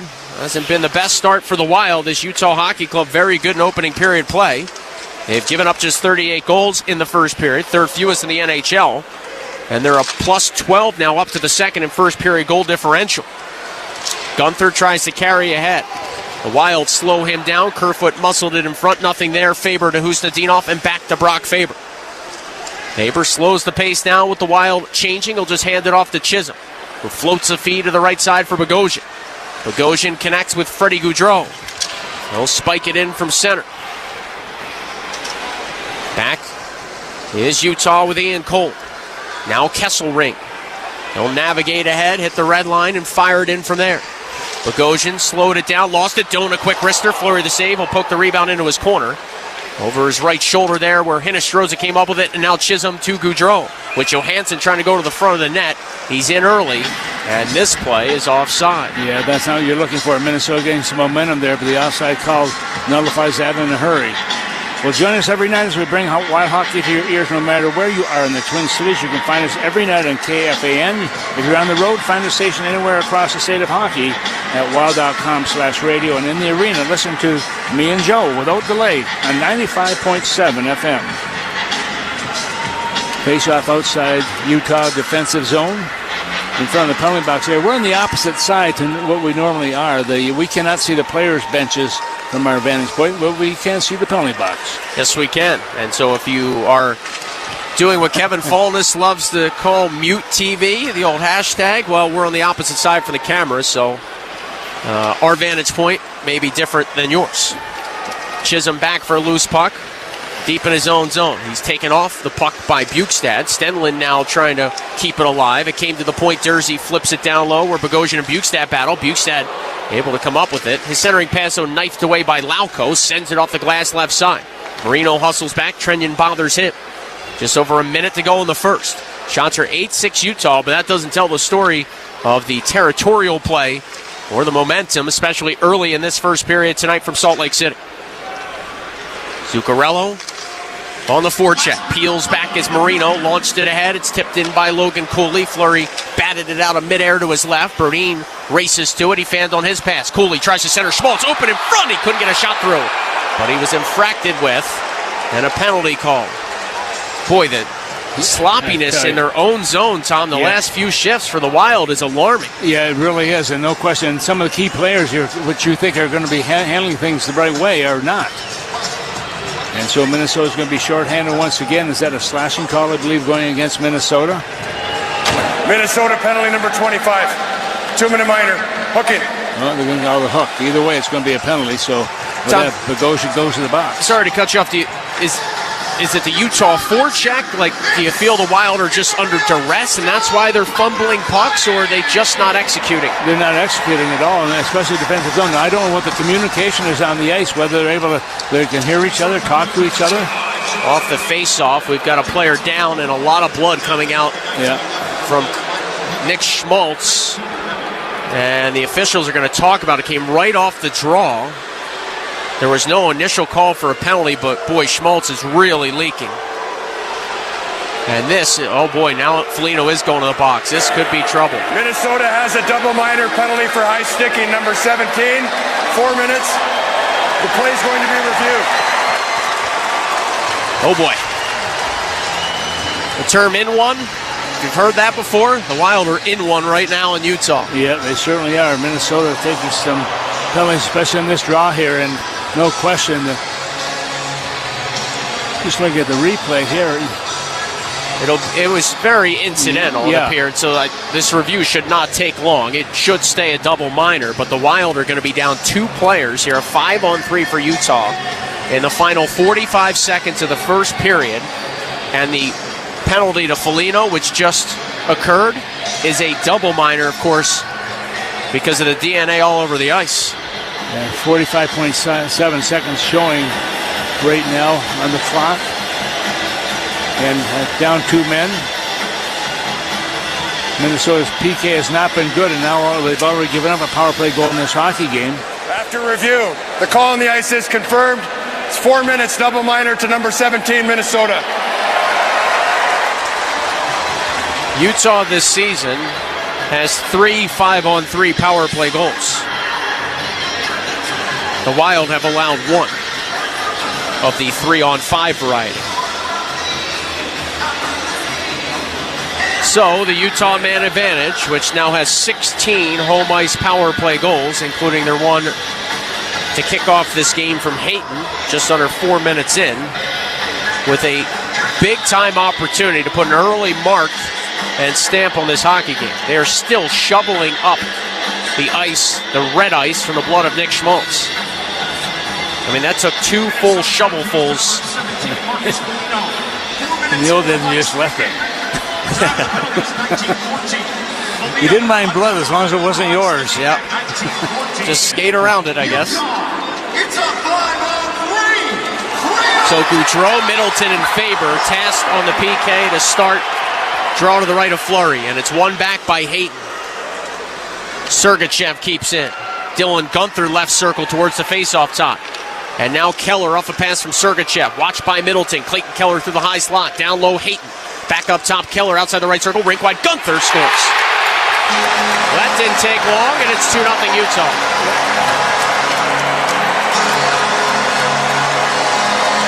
Two power play goals in this hockey game, and just good passing play all the way around. And one of the guys you don't want to leave in a situation where he can score some goals, and that's Dan Gunther. That is his 22nd goal of the season. He leads the team in this season at this point with goals right now. He's had 3 game-winning goals in overtime this year for the Utah Hockey Club as well. But it's a goal, and it remains a penalty. Right, the penalty to Foligno, Tom, and that doesn't even take off half of it because the 5-on-3 goal is the minor taken by Brodin. Should say with the Utah Club, and they're playing with a lot of confidence in this game right now. And that's their 6th in the season series. Gaudreau, Brodin, Faber, and Trenyon here on the PK. Sergachev darts along. Feathers it back. Logan Cooley, a full head of steam. Flopped it to Gunther. Just got his 22nd of the year to break the tie with Keller in that department. And the Wild able to chisel one down. 5 seconds left in the period. Sergachev will just sit back behind his own net for a moment. Now wheel along, wait a few moments, and let the horn sound. But Utah content to do that because they jumped all over the Wild. They got one early, they got one late, both on the power play, and the Wild in some trouble here. Well, we've seen the last 2 games also where there's been 2 goals down and teams have come back to win contests. So we'll see what happens right now. They say the 2 goals is the easiest one to come back on. I hope you're right. Tom referring to the game against the Islanders February 8th where the Wild erased a 3-1 deficit at home, won 6-3. The first game after the Four Nations break in Detroit, they were down 3-1, came back to win in overtime, and then Tuesday they saw the Red Wings sort of reverse and flip the script with Detroit down 2-0 and St. Paul eventually rallying to stun the Wild 3-2. We'll see if Minnesota's got magic of the comeback variety here over the final 40 minutes, because they're down 2-0 after 20 here in Salt Lake City. Tom Reed's Hotline, a recap of all the action follows this break. You're listening to Wild Hockey, presented by XL Energy. Baseball season's almost here, and MLB Network Radio will get you ready for opening day with a tour of spring training. Hear team previews of all 30 teams as our experts talk with players, managers, and executives shaping the 2025 season. How does your team look? Our team will break it all down. MLB Network Radio's tour of spring training, going on now on Sirius XM Channel 89 and the Sirius XM app. Hockey 24/7 on Sirius XM NHL Network Radio. Playing in the Four Nations face-off for Team USA, Connor Hellebuck. How do you feel about getting a chance to play for USA? The type of hockey it's going to be fun. There's going to be some high-pressure games. You're going to be putting your country's jersey on. You're going to be representing your country. I think we're going to have a great fan base around us, and I'm really looking forward to what it brings. Sirius XM NHL Network Radio. Sirius XM 91. And on your schedule with the Sirius XM app.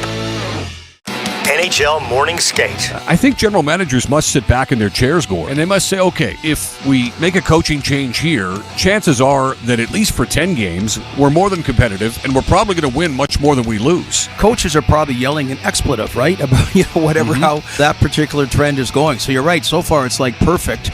NHL Morning Skate with Scott Laughlin and Gord Stellick. Weekdays, 7 a.m. Eastern on NHL Network Radio, Sirius XM 91, and the Sirius XM app. The big names are on NHL Network Radio. Avalanche General Manager Chris McFarland. What went in to maybe change that duo in goal? With the work of our scout, Wedgwood's experience, he was a veteran guy, he's been through the grind. We were very bullish on McKenzie, and when the opportunity came to add him, we just felt it was the right move for us, long term. Sirius XM NHL Network Radio, Sirius XM 91, and the Sirius XM app. Feel the excitement of the UEFA Champions League knockout stage on Sirius XM FC. Europe's best clubs. What a start for Inter! And Barca are level! Brilliant Arsenal goal! The world's brightest stars. Mbappe! Kane! Salah to score! All chasing club soccer's ultimate prize. A new page in their glorious history! The Champions League knockout stage, where legends are made. On Sirius XM FC, channel 157 in the car, and the Sirius XM app. Join me, Gord Stellick, and Scott Laughlin as we recap the night that was on NHL Morning Skate, weekday mornings at 7 a.m. Eastern on NHL Network Radio, Sirius XM 91. The biggest names in the game. Trying to get behind Ristolainen, walks in, put it between his legs, shoots it, score! NHL play-by-play on Sirius XM. The world's most thrilling league is now in the palm of your hand. Hear every English Premier League match all season long on the Sirius XM app. Just search for your favourite team.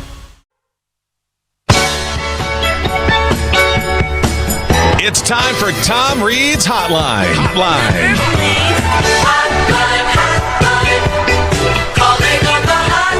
Text in your comments or questions to 64686. You could win fabulous prizes, including dinner at Tom Reed's Hockey City Pub or wild tickets to a future game. And now, Tom Reed's Hotline. Hayton with his 16th, Gunther with his 22nd. Wilder in a whole bunch of trouble down 2-0 in Utah. Tom Reed is at Delta Center after one period of play. Before we get to your questions, Tom, this isn't pretty in so many different ways, especially when you look at the special teams. They've been anything but special for the Wild.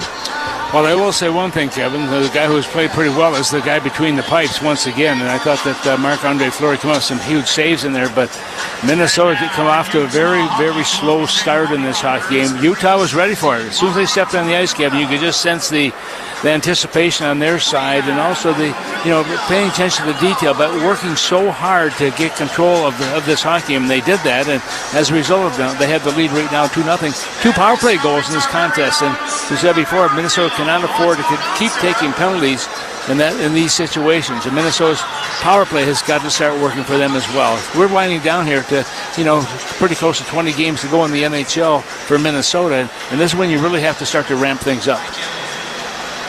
Yeah, no doubt about it. Let's get to our questions. On the line, both first and second intermission, a pair of tickets to see the Wild and Bruins in St. Paul on Sunday. You can get your own tickets by going to wild.com/hockey tickets. All right, let's go to the 320 area code. Tom, he says that he's going to address the elephant in the room, face-off and PK. They haven't been good on the dot for the last few years, and the penalty kill hasn't been much better. What needs to change here for these guys to figure it out? And the callers are absolutely right, Kevin. And I've talked about face-offs, especially in the defensive zone, and I've talked about the PK all season long, but nothing has changed. Minnesota coming into this contest, when you look at their penalty killing, has been absolutely atrocious. They're 30. Now they've given up 2 more power play goals. That means in the last, against Detroit, they gave up 2 for 5. Their last 5 games now, including 6 games, including this one, they've given up 4 power play goals. They've got to find a way to stop the bleeding when it comes to power play goals. And maybe staying in the penalty box is one way to do it because the opposition is really doing a good job. And you know what? And it's not that they're not mapping things out. I mean, they have meetings all the time on face-offs. And John Hines even said this morning, it's not always on the center iceman. It's the other guys have to help. But initially, it rests with the center iceman. He's going to get the credit whether he wins the draw or loses the draw. That's going to show him the record. But I think Minnesota has got to find somebody who can win some draws. And maybe that's where the trade deadline coming up. Maybe there's something there that Bill Guerin will look at trying to help this hockey team. Yeah, that's something we talked about on Tuesday, and that's what comes up here from the 612 area code. If the Wild were to make a trade, what position do you think is the biggest need? And it sounds like you're basically describing Brock Nelson, a guy who can win faceoffs, a guy who can kill penalties, and a guy that can add offensive depth.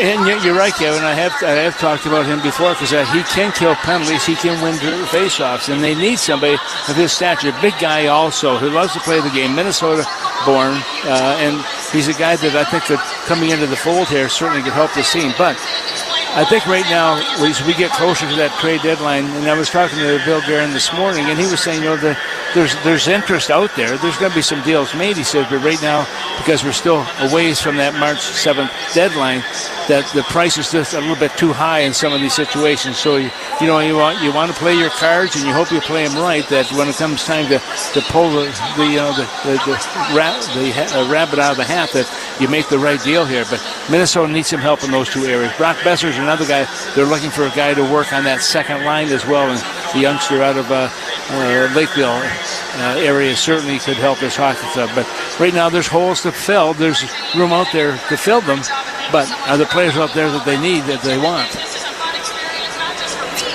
To the 612 area code, Wild are having their troubles tonight on the road, but they've definitely, over the course of the season, had their issues on home ice as well. Roughly 500 throughout the course of the season to this point.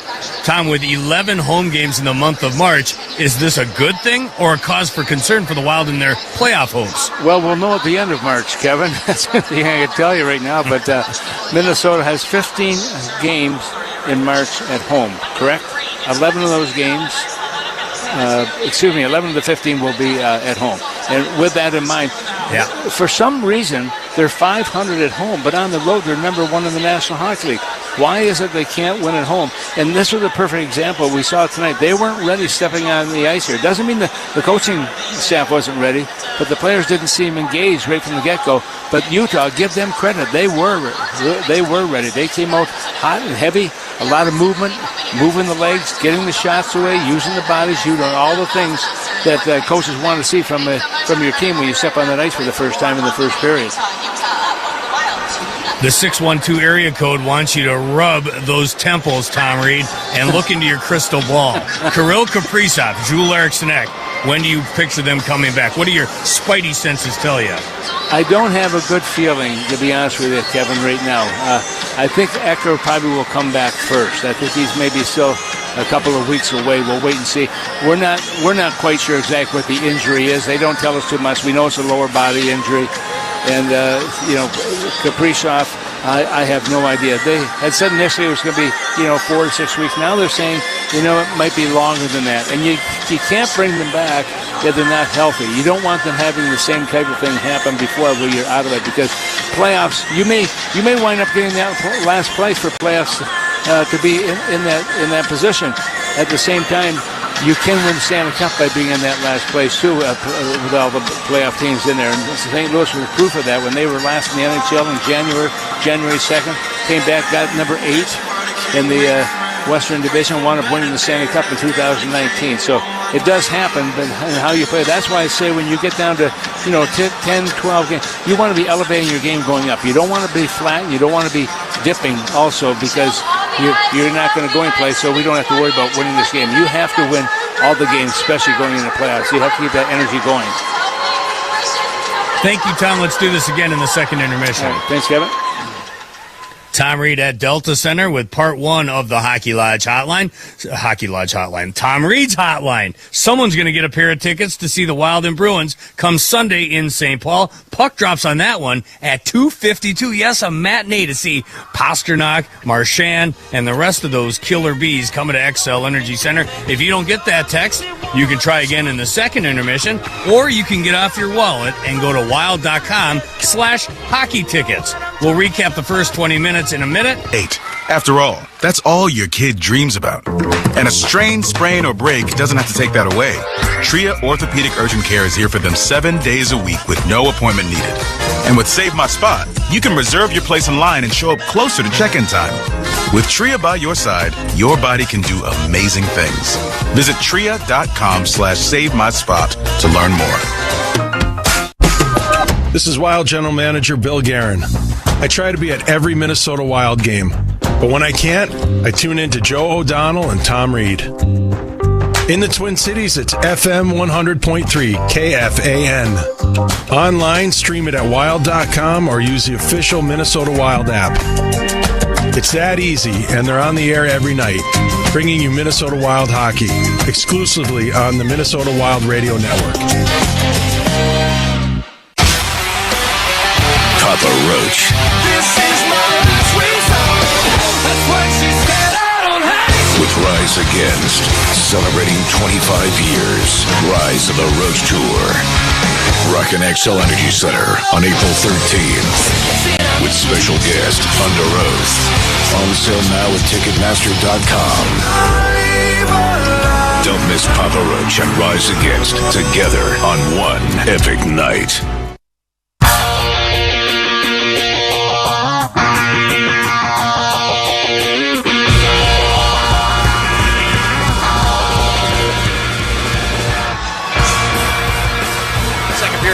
From Delta Center in Salt Lake City with Tom Reed. I am Joe O'Donnell. The Wild with some work to do, but it begins shorthanded for Minnesota.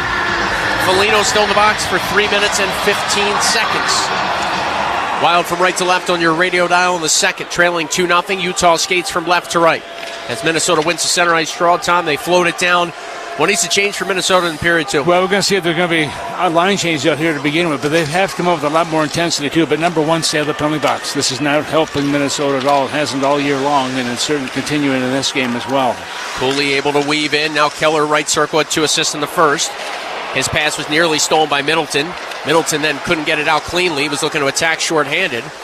Another try for the Wild now. Bogosian to Freddie Gaudreau, and he'll slam it down.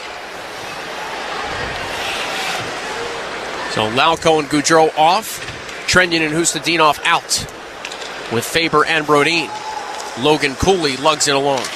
Cooley gained the offensive zone and then sent it around the boards. Barrett Hayton, who had a goal and assist in the opening 20. He'll fire it back around the wall, but nobody there in Utah. It leaks back the other way. Minnesota just has to kill this one off right now. Don't worry about anything else beyond this next shift. Wild have not scored many second period goals this season. Tied for third fewest, in fact, with 47 coming in. Stenlund's side of the net, couldn't get to an offering. Grabbing it, Brodin rattles it off the dasher and down. So down to just a single minor on Marcus Foligno. A stretch pass, Utah catching the Wild in a change here. McBain left circle a shot. It was blocked in front by Spurgeon. Boy, a line change cost the Wild the other night against the Red Wings. John Hines mentioned that this morning, Tom, when we talked with him. They nearly got caught making a change shorthanded there. Here's Dursey through the high slot. Hammer to pass to the left circle. Jam Stenlund will grab it and find McBain. Tossed up top for Dursey. Dursey wristing one. A glove save by Fleury. Yeah, Fleury able to see through all the bodies in front of him right there. Dursey takes a shot right from that blue line, and Fleury, the veteran netminder, able to grab onto it. That big left glove of his, that'll bring the face off to his right. And yeah, for the most part, Minnesota, the line changes have been pretty good all season long, but you get in situations all of a sudden where the communication is not there for whatever reason, and somebody makes a mistake. Whether it could be a coaching mistake, it could be a player mistake, not paying attention, or just someone signaling and coming off the ice and not then not getting off in time, and all of a sudden now you got too many men on the ice. Mentioned the Wild struggled to score in the second period this season. Utah, though, a -12 in second period goal differential. So said early, their first period, their strongest. They're -12 in the second. They're -10 in the third. So we'll see if the Wild can take advantage of those numbers. Down 2-0 here. Early stages, period 2. Just over a minute left on that double minor to Foligno. At the left point, Sergachev. Fired one in front. Stopped by Fleury on a tip there. Wide open was Hayton. Keller to the rebound. Now to Gunther. Rolled back to Keller, right circle. Trying to whip it down low. Tipped by Brodin. Rescued by Cooley and sent to Keller. Keller on the interchange finds Logan Cooley again. Cooley out to the top of the right circle. And now Keller through the slot. Sergachev back to Keller. What a stop by Fleury! A left pad save on that one-timer. Utah stays in business here. A pass blocked, and Freddie Gaudreau slices a loose change all the way down. Boy, what a shot Keller had there coming from the right side there. But at the same time, there was Fleury making that move to make the save, and an awesome save for this hockey game to keep them where they are right now in this score. First a deflection in tight on Hayton, then a one-timer, and a beauty of a stop by Fleury as the Wild trying to kill this thing off, stay down 2-0, and then get to work. Maybe the saves by Fleury will help Minnesota shift the momentum. 8 seconds from now, Foligno's out. Just over 3 minutes played in period 2. Jersey, Tamata pounds it in from the red line left side. Middleton hustles back against Josh Stone, whose father, Shane, played 20 seasons for the Coyotes. Lawson Krause to a loose puck. He'll rim it around. Foligno's out of the box. So the 5-on-3 late in the first, able to give Utah a 2-0 lead. No more damage from there as Stone looks for a loose puck near the goal mouth. Fleury able to find it and hang on. And hopefully a collective deep breath now for Minnesota on the bench as they look to chisel away at this deficit. Interesting also, you look at the Utah Hockey Club. When they're leading after the first period, their record is 9-10. They've won 9, but they've lost a total of 10. It's 9, 3, and 7, exactly, but they've lost 10. So this is where Minnesota, you look at that and you say, hey, you know what? Let's come back here. Let's see if we can get something going. But they got to stay out of the box to begin with, and they got to start getting some quality shots. Utah's been in a lot of one-goal games. They're one of 9 teams in the NHL with 13 or more one-goal wins. They're 29 one-goal games total, tied for, or that ranks second most in the NHL, behind only the Sharks, who have played 31 goal games. Bukestad to Stenlund. Driving one, knocked away by Brodin. It bounced off the end boards. Fleury wants another whistle. He'll get it. And another draw coming up in the zone of the Minnesota Wild. Draw to the left of Fleury. Shots are 13-6 now in favor of Utah. They have the only 4 shots here in period 2. Well, Minnesota's they've been on the penalty kill the entire time in this third period. So we'll see what happens right now. Now they have even strength on the ice. Rossi and Stenlund to duel on the draw as Fleury takes his time to get set. Evan Stenlund, remember the Stanley Cup champion Florida Panthers last year. Rossi on the faceoff. 2 points against Utah in the season series. Draw one back by Marino, or to Marino. Marino finds Stenlund. He's bothered by Spurgeon all the way up near the blue line, so he turns and whistles it down low. Minnesota able to intercept. Rossi pushes the pace through neutral ice. Marco Rossi with a chip and chase as he's leaned on by Ian Cole. Pamelka with his goal stick. Bounced it past Boldy. Kerfoot, the Harvard University product, trying to come back for it. Instead, it's Spurgeon for the Wild to just knuckle it ahead. And now Brock Faber to a loose puck in his own right circle. Guides it ahead. Zuccarello backhands it in. Boldy pressures Marino. The defenseman just tipping it free for Bukestad. The low center support there. Rossi hounds him on the forecheck. Liam O'Brien trying to get it out. Puck held in for a moment. Now it's center ice. Rossi stabs it back for Jake Middleton to gather. Middleton peeled to his left and fanned on his pass. O'Brien hands it to Dylan Gunther. Gunther walks his way in around the net, and it rolled off his tape. He'll regather and feed the point. Sergachev a shot, tipped just wide, and then kicked all the way off the end wall. Boy, some bouncy boards here in Utah. Yeah, they really are. And, of course, Minnesota making a lot of mistakes once again here in the start of the second period. Hayton feeds Gunther. Drop back Sergachev. Has a lane. Fired one of the back posts. O'Brien couldn't deflect it. Kesselring holds in as he's met by Minnesota's Freddie Gaudreau. Now deep in his own zone, Middleton. Forced it to Gaudreau. Uses the ice beneath him. Speeds it back to Middleton. Forced along to Faber. Dish back to Middleton. Rips it up ice. Pass a little behind Gaudreau, but Zuccarello able to pick it up and send it in. Wild finishing a line change as Kesselring around his own net. A feed for Gunther. He lost it. Marcus Johansson bursts in for the Wild. Right wing side. Johansson cut in front with a chance. Stopped by Pamelka. Gaudreau to the rebound. Up top, Bogosian a shot. It was blocked. That really hobbled Gunther in front. He hasn't gotten back to his skates quite yet. Johansson to Hinostroza through the high slot. Back to Johansson with a short side chance. It's in the glove of Karel Vejmelka. All right, Minnesota picking up the pace a little bit more so in period number 2 right now. They gave up the first minute or so to the Utah Hockey Club because Minnesota's still shorthanded, but now all of a sudden they're starting to get some little more mojo. But they got me much more cautious behind their own blue line, Joe. They're not handling the puck very well back there. They're losing possession of the puck. They're giving it away. And right now, Minnesota had a little bit of a huddle here before they drop the puck here, just making sure all hands are on board. Winning draws would certainly help. Next goal, obviously a big one. Wild trying to settle in here. Vejmelka, by the way, catches. His glove is on his right hand. So that short side chance moments ago by Johansson ended up in his catching glove. Hustadinov, after Chisholm absorbed a hit on the forecheck, grabs the puck for the Wild as Hustadinov. He lost it at the offensive blue line. Minnesota offside as Foligno tried to paddle it back on a regroup. There's the offside whistle. Yeah, I was afraid they were going to call that intentional offside because he knew it was an offside, but they were going to keep the face-off. It's going to be outside Minnesota's. No, they're discussing where they're going to go with it. Yeah, and this is the right call. It's just outside the defensive zone of the Utah Hockey Club. Andre Tourigny, the head coach of the Utah Hockey Club, has the ability to make the last change here. With Utah being on home ice, he'll throw out Stenlund, O'Brien, and Bukestad to counter Hustadinov, Ogren, and Foligno. Liam O'Brien, 3 straight 100-plus penalty minute seasons in the NHL. He was scratched the last 2 games prior to this one, but Utah head coach Andre Tourigny talking about an emotional game is what he expected today. It's Wild here with a chance. Ogren in a wrister, stopped by Vejmelka. He had Spurgeon there joining the rush, Tom, bit of a 2-on-1. He elected to shoot to the youngster Liam Ogren. Yeah, and I think that was a good shot by him also. A big rebound, but Minnesota could not get to the rebound, unfortunately. Back behind his own cage is Jonas Berdin. He'll find Brock Faber. Tossed up ice for Trenyon to try and fight his way through. He was slowed down by Mata, the former Stanley Cup champion with the Penguins. Alex Kerfoot now. Off the rush, a wrister that sailed high and wide. Will kick back out to the neutral zone Kesselring to handle it.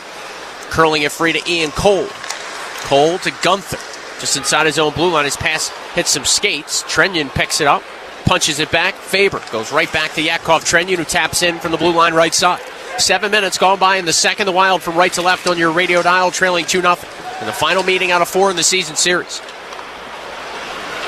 Inside his own blue line, Jake Middleton launched it ahead. Icing waved off here. Cole around his own net. Springs it up to Gunther.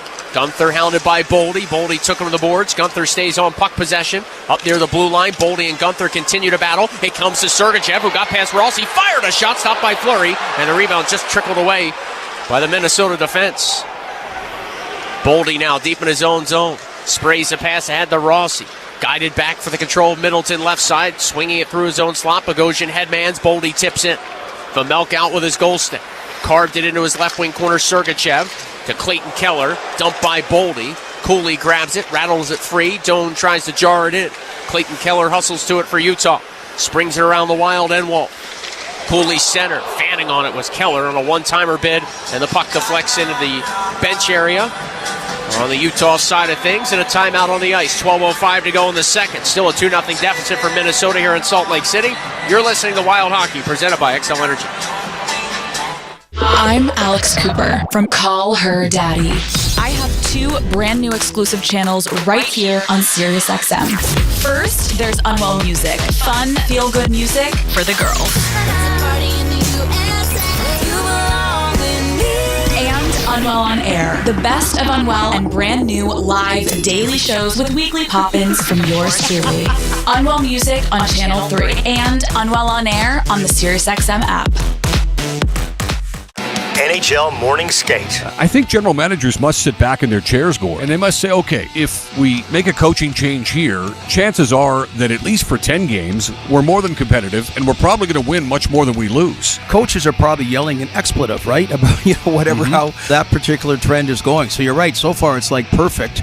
NHL Morning Skate with Scott Laughlin and Gord Stellick. Weekdays, 7 a.m. Eastern on NHL Network Radio, SiriusXM 91, and the SiriusXM app. Feel the excitement of the UEFA Champions League knockout stage on SiriusXM FC. Europe's best clubs. What a start for Inter! And Barca are level! Brilliant Arsenal goal! The world's brightest stars. Mbappe! Kane! Salah to score! All chasing club soccer's ultimate prize. A new page in their glorious history! The Champions League knockout stage, where legends are made. On Sirius XM FC, channel 157 in the car, and the Sirius XM app.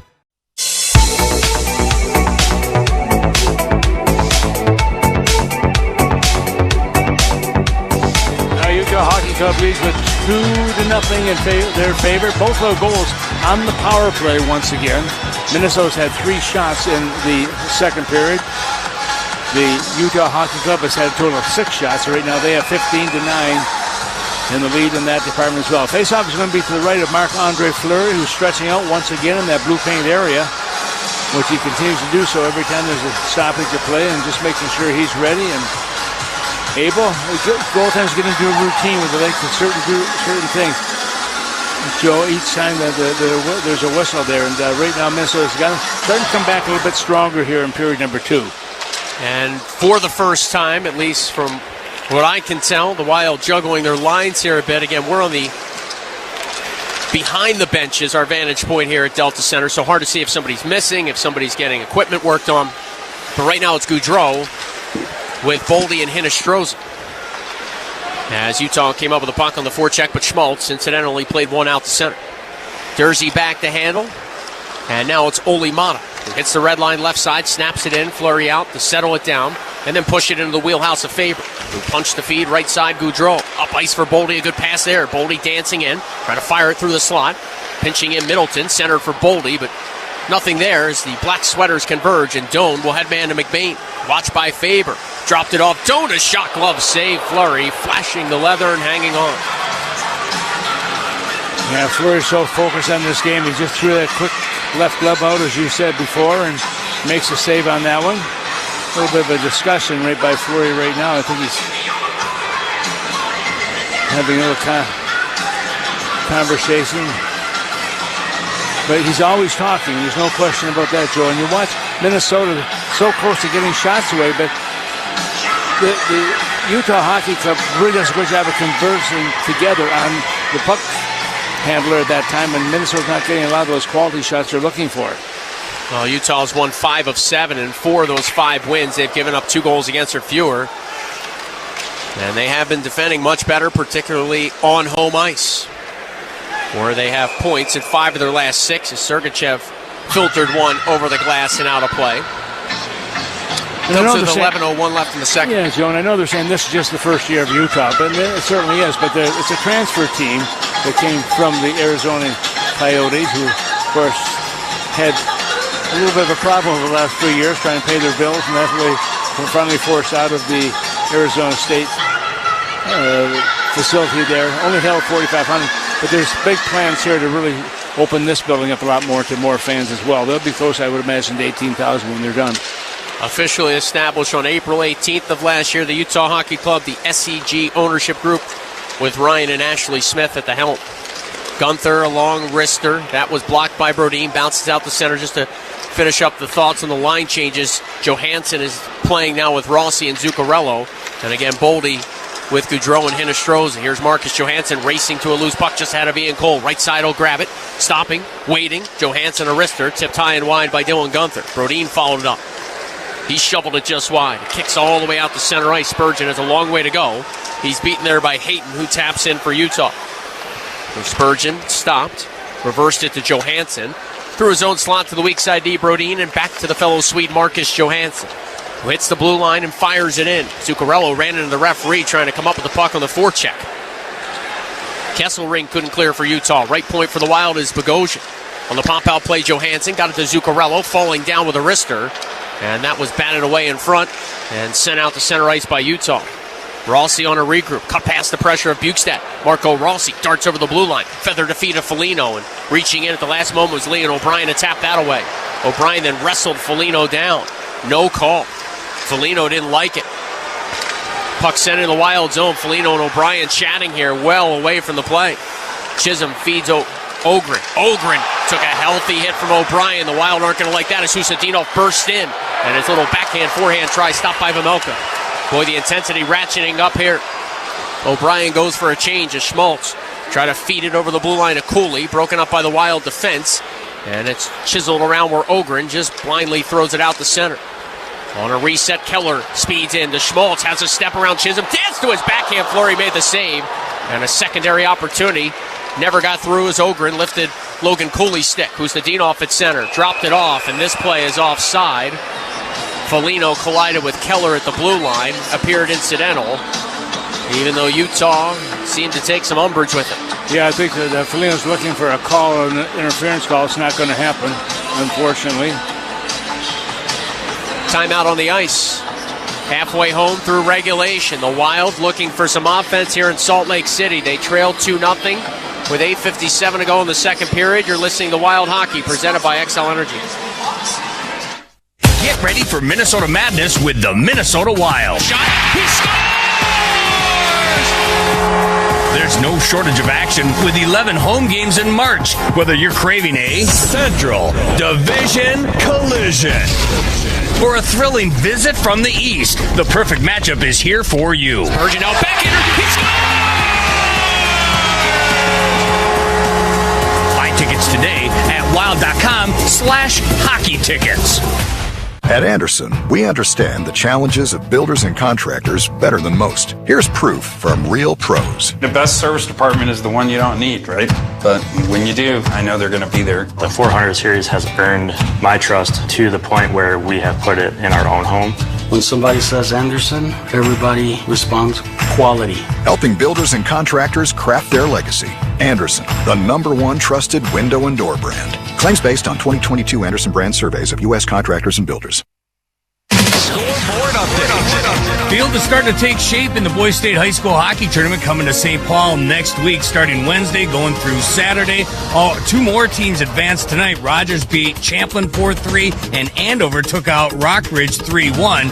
They'll join Lakeville South, Shakopee, Edina, Andover, and Moorhead in the AA field. In the single A level, Northern Lakes took care of Alexandria 4-3. They'll represent 6A, and they'll join Northfield, Orono, Laverne, Matamidi, St. Cloud Cathedral, Hibbing, and East Grand Forks in the single A field. Should be a lot of fun. Two more winners coming up tomorrow night in section final action. Back to Joe and Tom. In St. Paul, no question about it. This is a busy month in St. Paul.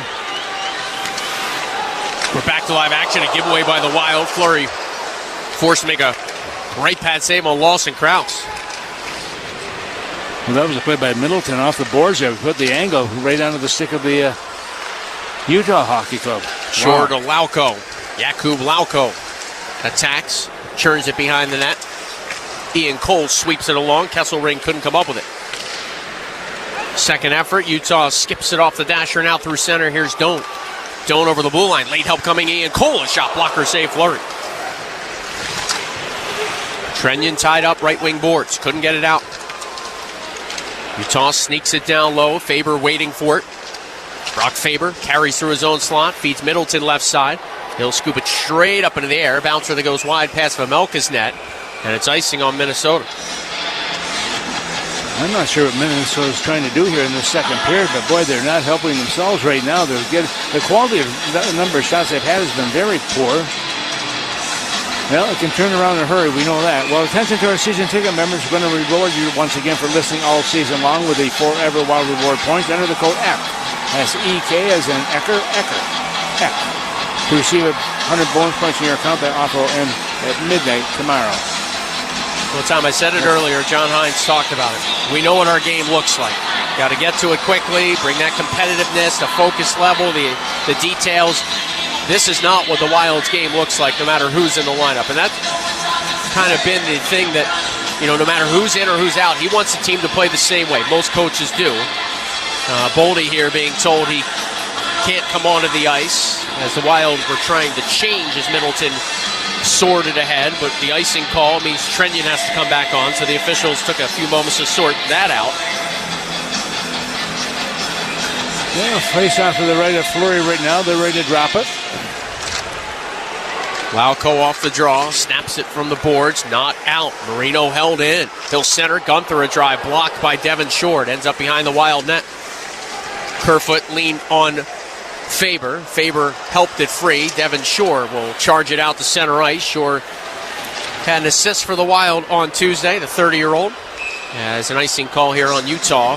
Gives the Wild a chance to get that line change in an offensive zone draw. We're down to 7:41 left in the second. The Wild have just 10 shots, and they trail 2-0. Yeah, they got to find a way to win some of these draws. Well, that's been part of the problem for Minnesota, as we both know. That's been one of the situations. Minnesota right now is at 30% in this hockey game. And when you don't win in the draws, you don't have puck possession, you have a problem. Well, especially when you're playing a speedy, skilled team like Utah, with some of the young players we've highlighted throughout the game. As a shot by Boldy off the draw tips into the netting. And you just get the sense of this Utah team, again, playing better hockey, more confident in their game.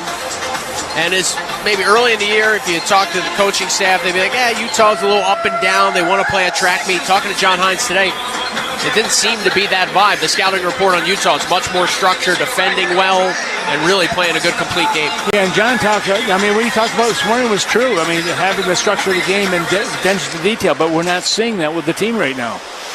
Spurgeon held in right point to Boldy, a wrist shot, trapped after juggled for a moment there by Karel Vejmelka. Yeah, and any shot going to the net is a good shot. No rebound coming there. Vejmelka's had kind of an easy night so far. Not a lot of quality shots. Even that shot was from a very weird angle, but he just grabs onto it, making sure he's not going to drop it. Vejmelka making his third straight start. Tuesday when he started for the second consecutive game, it was the first time that had happened since January 14th and 16th. They had really been rotating goaltenders, had Utah between Connor Ingram and Karel Vejmelka. Yeah, Minnesota changing the lines once again. Also a fairly good early to center position with Boldy on one side. Draw to the left of the 28-year-old Vejmelka. In the first 3 games against the Wild, he started all of them now in the season series. He stopped 88 of 93, and he has stopped all 11 shots so far here tonight. So a save percentage against Minnesota so far this year at about 95%. Bukestad off the rush, had his centering feed blocked. The Wild look to counter in a 3-on-3. Hinostroza, red line right side. Sends it in, chases to it against Mata. Mata just tipping it free for Dursey to scurry there right side and carry Utah ahead.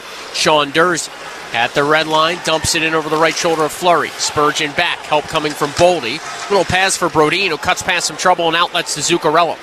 Zuccarello gained the red line, fired it into the cross corner, a touch too far for Boldy. Boldy pressures Mata. Keller there now for Utah. They don't muscle it ahead to Schmaltz. Schmaltz goes back to Keller, trying to dance past Zuccarello, couldn't come up with it cleanly. Middleton flings it along, Faber onto the tape of Marcus Johansson, who bounced it off the boards, but Rossi immediately closed on by Mata. And so Utah's got it once more. Clayton Keller surveys, dances inside his blue line for a moment, and then feathers it to Mata. Mata guides his way through center, over the offensive stripe, backhanded one off the end wall. Schmaltz trying to come up with it. Instead, it's Faber for the Wild with a right wing bank pass. Johansson taps back to Rossi. Rossi goes back to Johansson. Cut past the chest. Johansson in the slot with a wrister. It's right in the chest of Vejmelka. Yeah, good play by Johansson coming down, getting the shot to the net, but no rebound on that one. And a shot like that, there's nobody around also to pick it up just in case there is one. But give the Utah team a lot of credit. I mean, they are really converging on the puck carrier for Minnesota. They're not giving him much of a chance to really make a good play with it, other than maybe a shot in net from a long distance. I mean, I don't think the Wild have had an odd man rush in this hockey game. Maybe in that first period, that little earlier in this second period where Ogren carried in, it was a little bit of a 2-on-1, but nothing clear cut so far for Minnesota from the odd man rush perspective. Johansson, by the way, a couple of shots here in the second period. That's a nice little bonus because he had just 7 shots over his last 9 games for Marcus Johansson. Certainly need more from players like Johansson. Without Kaprizov and Eriksson Ek in the lineup for what we expect will be at least the next couple of weeks. And so often, Joe, you'll see a player get a bunch of points in different contests, and all of a sudden it dries up, and then you start to squeeze. And then you really start to think about every shot you take. Is this the one? Is this the one? And it never comes about. You just have to kind of relax a little bit, but it's really difficult. And the Wild play in Colorado tomorrow as Utah offside at the offensive blue line. Yeah, that's a nice scheduling. They've been off for 2 days. They're resting. They're watching this game, having popcorn, I'm sure. Minnesota has to play tonight, then travel. Blues an hour also. Same time zone, but that bus ride from the Denver about an hour. airport is one of the longest in the league to get into the city. So the Wild probably looking at about a 3 a.m. or so hotel arrival, maybe a touch sooner than that with any luck. Hopefully 2 points in the standings. But right now with under 6 minutes left in the second period, they're just looking for anything offensively to give themselves some momentum into the third. Foligno left wing corner offensive zone, spun off the head of Krause, guided it around Bogosian, hustled it back down low. Ian Cole was waiting for that. He'll just snap this puck out the center. Of course, Ian Cole spent some time with Minnesota earlier in his career. 52 games in that COVID-shortened 2021 campaign. Cole hits the red line here, lifts it in. Chisholm is back. Little feed for Lauko. Wanted to hand it off left side. It was bottled up by the Utah forecheck. Heavy collision along the dasher with just over 5 minutes left in the second. A couple of cross checks in on Chisholm from Dylan Gunther. Nothing called as Lauko a chip and chase. Goes in on the forecheck and tries to dive to poke it down low. He does. Sergachev now with a breakout pass and a good one through center to Hayton, but he gives it away to Spurgeon, who quickly finds Jonas Brodin. Flopped along for Lauko, flexing one up ice. Devin Shore couldn't gather it. Utah turns it over again. Brodin to Spurgeon. And on the neutral zone regroup, powering in goes Yakov Trenyon all the way deep into the Utah zone. Leaned on them by Sergachev, his fellow countryman. And it's Liam O'Brien the other way now for Utah. Watched by the much smaller Jared Spurgeon. Spurgeon takes him to the glass. Stenlund there to try and dig it free. Swerved it around the Wild net. Brodin reached for it left wing side. Bukestad took a run at him as Brodin got it out to center. Just over 4 minutes to play now in the second period. Bukestad with an aerial feed too far for Stenlund. It's grabbed by Spurgeon. Rocketed along to Brodin. Up ice for Gaudreau, and quickly the way of Hinostroza, who's poke check. Boldy got it, found Gaudreau. He's got a step left circle. Freddie Gaudreau dancing in front, and he scores! A beautiful goal by Freddie Gaudreau! And late in the second period, the Wild with some life, they trim the deficit to 2-1. What a play by Freddie Gaudreau. Once again, he's got those quick hands. I've said before, he can stick handle in a phone booth. There's no question about that.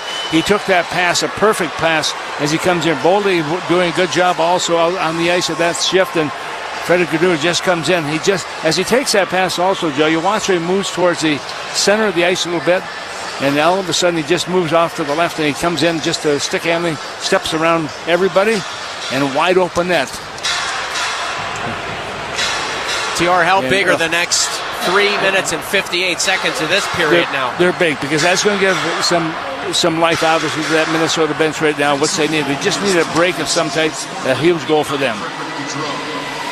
Assisted by number 12, Matt Boldy, and number 18, Vincent Hinostroza. Time in the goal, 16:02. So Freddie Gaudreau, with those silky mitts, able to dance around Vamelka and tuck one into a vacated cage after he shook past the goaltender, top of the goal crease. So the Wild just one shot away, if you will. Down 2-1. Cooley gets past Johansson, cuts through the slot, try to go behind the back for Schmaltz. It was a touch too far. Deep in his own zone, Marcus Johansson feeds Zuccarello.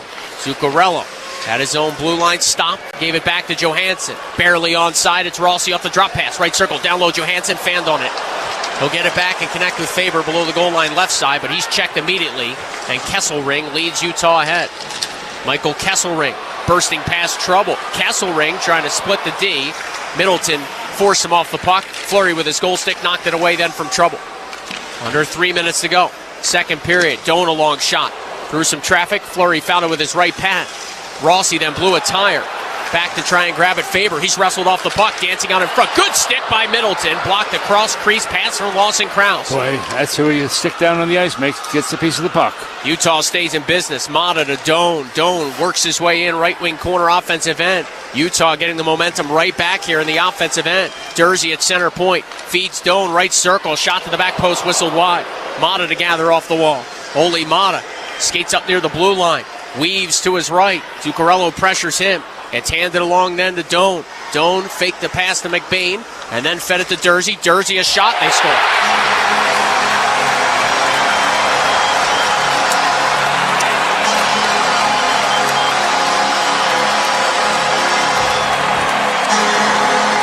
Dursey giving another 2-goal lead for this hockey club right now. Minnesota had the goal. You think you'd give him some momentum, but Dursey comes through and scores a huge goal for his team right now. That's his first goal of the season in his 27th game. The young child of Mississauga, just a suburb of Toronto, gives his team a little more of a breathing room right now, and it comes at 17:50 of the period. Fleury never saw it. Heavy traffic. Lasered under the crossbar, may have been tipped by somebody on the way by. And that was just a clinic in the offensive zone. Puck retrievals, pucks to the nets, winning foot races, and Utah gets the mojo right back. Oh, I asked you after Freddie Gaudreau scored, Tom, the next 4 minutes of this period, and the Wild lose any steam they had gathered. Yeah, I was expecting a little more push coming out of their skates as well after that goal, Joe, but we didn't see it. Brodin on a pass from Spurgeon. Fights his way out towards center ice. Checked by the Utah bench. Ustedinov takes over. Cut over the blue line. His feed, though, too far for Foligno. 90 seconds ago in the frame, Dylan Gunther for Utah from left to right on your radio dial. Carries ahead, flips it in. Spurgeon back right wing corner. Rolls it around his end wall. Bogosian takes it. Got it off for some support there. Trenyon, my apologies, had to go back to Bogosian, and now right side Spurgeon headmanning, Lauko tipping free. Trenyon over the blue line, dancing in deep in the Utah zone. Trenyon turned and just threw it in front, too far for Shore. Lauko now a drive, blocked down in front and hit Trenyon, who tries to battle for it. Shore got a chance off. And Vejmelka, big time save. And that's what you have to keep on doing, the battle. Minnesota has to keep on pressing here. They still have 1 minute and 1 second remaining in the second period. And in time to resurface the ice. Final break of the frame. The Wild down 2 in Utah. Late stage of second period. You're listening to Wild Hockey presented by XL Energy. Hey, Wild fans, you want your family to be warm and comfortable during our Minnesota winters, right? That's why it's good to know the knowledgeable and friendly dealers at Bryant Heating and Cooling who will do whatever it takes to keep your heating system running safely and efficiently, no matter what the weather throws at you. Plus, score up to $2,600 in tax credits on qualifying Bryant systems and ask about rebates and financing for qualified buyers. Find your local dealer at Bryant.com. Bryant, official heating and cooling company of the Minnesota Wild. Traveling with the Minnesota Wild has never been easier. Introducing Wild Travel, a book seats experience, the official fan travel platform of your Minnesota Wild. It's your one-stop shop to bundle game tickets with flights and hotels, saving you up to 30%. With Wild Travel, you can customize your official Minnesota Wild package for any game and never worry about hidden fees. Plan your next trip today at bookseats.com. Wild Travel, a book seats experience. You have a plan for your business and a vision for its future. So it's important to have a banking partner that works to understand all of your goals and what it will take to help you reach them. Work with a banker who is dedicated to listening first and providing insightful, personalized advice that's right for you and your business. Work with Bremer Bank because understanding is everything. Put us to work for you today at bremer.com.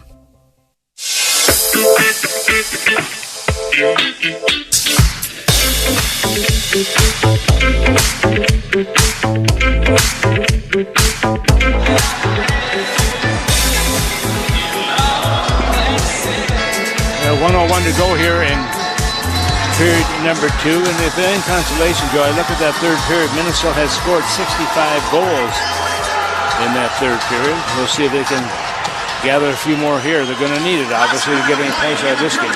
Each team with a goal in the second. The Wild down by a pair here. As Schmaltz skies one ahead. Middleton bats it out of midair. And now Freddie Gaudreau to Brock Fabers. The Wild regroup. Up ice for Boldy. Boldy carves it in from the blue line right side. Gaudreau hustles to it.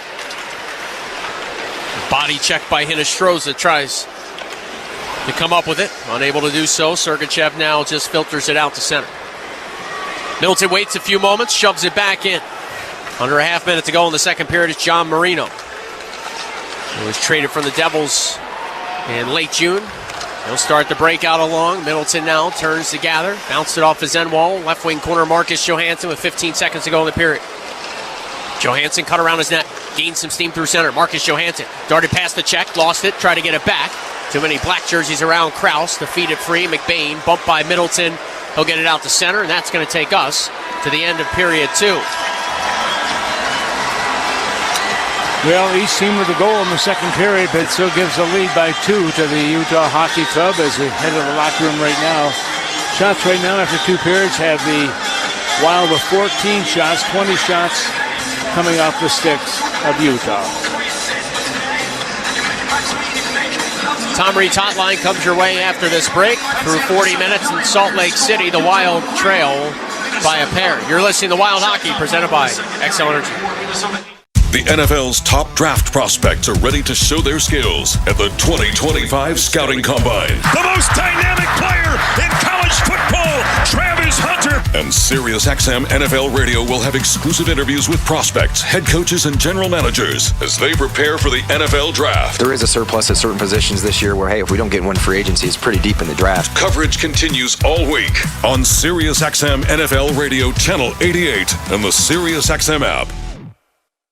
NHL Morning Skate. I think general managers must sit back in their chairs, Gord, and they must say, okay, if we make a coaching change here, chances are that at least for 10 games, we're more than competitive, and we're probably going to win much more than we lose. Coaches are probably yelling an expletive, right? About, whatever, how that particular trend is going. So you're right. So far, it's like perfect. NHL Morning Skate with Scott Laughlin and Gord Stellick. Weekdays, 7 a.m. Eastern on NHL Network Radio, SiriusXM 91, and the SiriusXM app.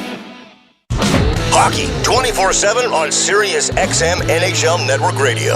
Playing in the Four Nations face-off for Team USA. Connor Hellebuck. How do you feel about getting a chance to play for USA? The type of hockey it's going to be fun. There's going to be some high-pressure games. You're going to be putting your country's jersey on. You're representing your country. I think we're going to have a great fan base around us, and I'm really looking forward to what it brings. SiriusXM NHL Network Radio, SiriusXM 91, and on your schedule with the SiriusXM app. Feel the excitement of the UEFA Champions League knockout stage on SiriusXM FC.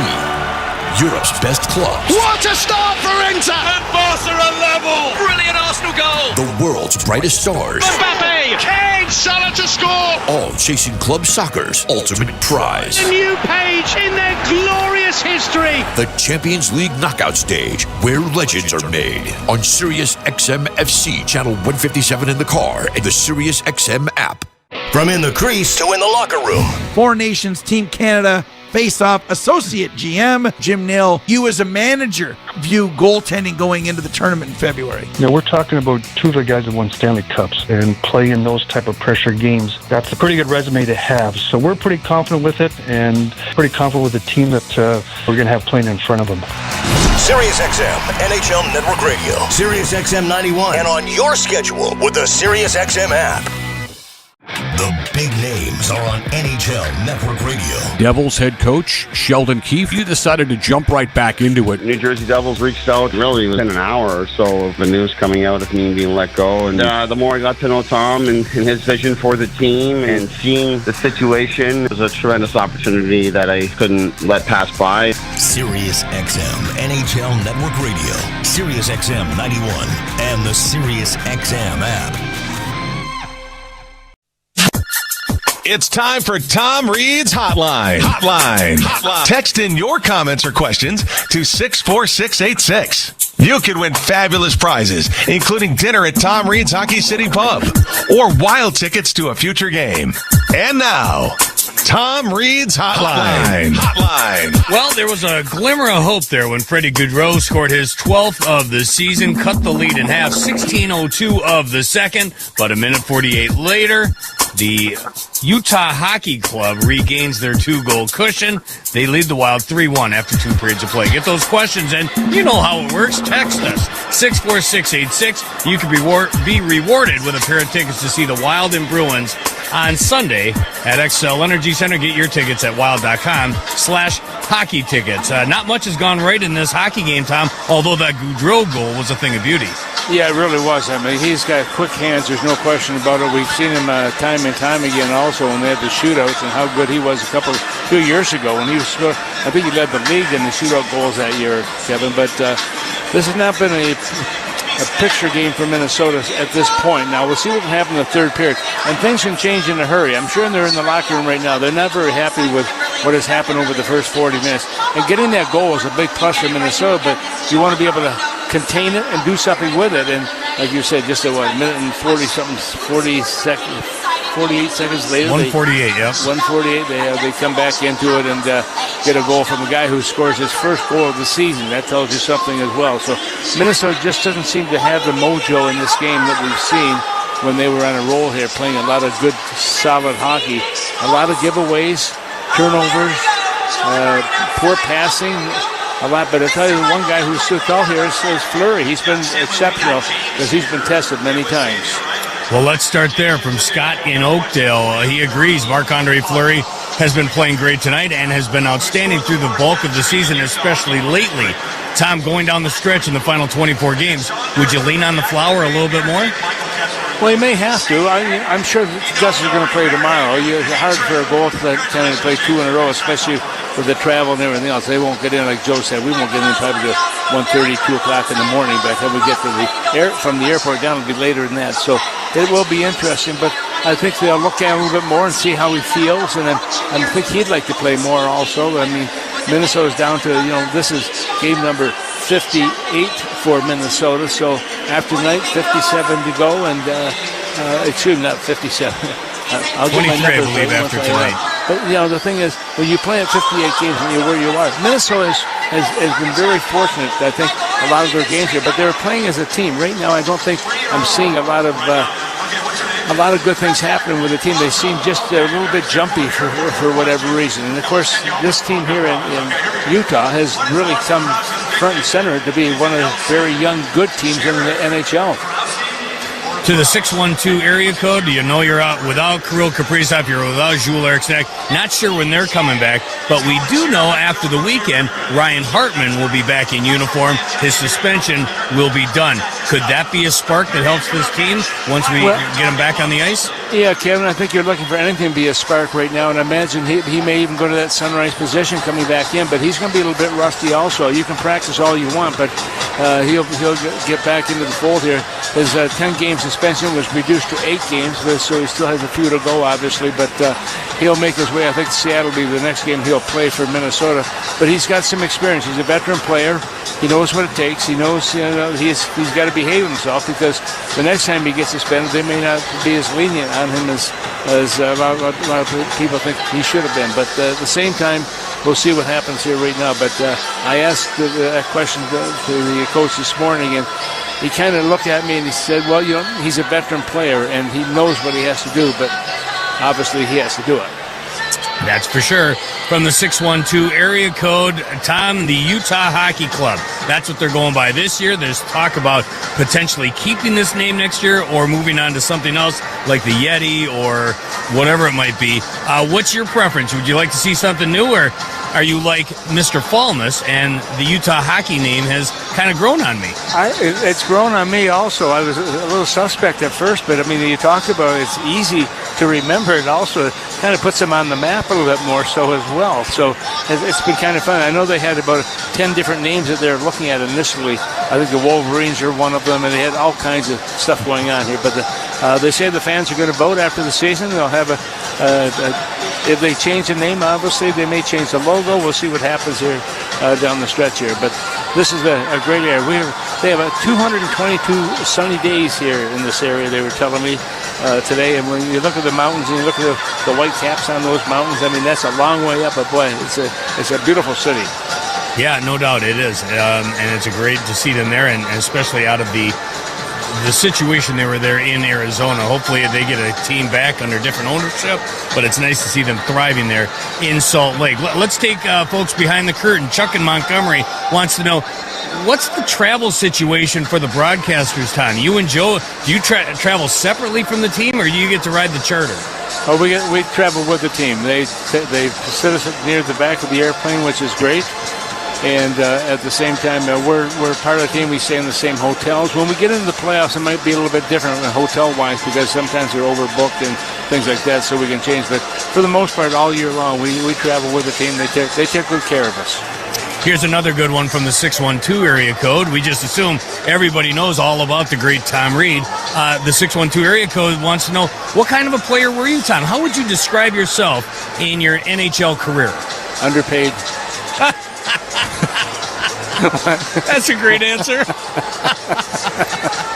Well, I was a defensive, and in my era, it was Bobby Orr that changed it back when he came in the league, and when he started to play a few years back in the 1970. But Bobby and I started playing against each other in 1964, and we always thought defense. But he was one of those players that could play defense and play offense at the same time. He was that good, and certainly has changed the game. But I would look at myself as I didn't worry about getting points. I was more worried about making sure I kept the puck out of the net and work in the defensive part of the game. I may have taken this out of context, but I believe you just compared yourself to Bobby Orr. Yeah. No, I was Tommy Paddle. That's okay. Thank you, Tom. Thank you. Tom Reed with part 2 of the Tom Reed's Hotline. That's a fantastic answer. What kind of a player were you? Underpaid. Yeah, that's just a typical Tom Reed response. Someone's going to get rewarded for their efforts as well. On the text line, we're giving away a pair of tickets to see the Wild and Bruins coming up on Sunday in St. Paul.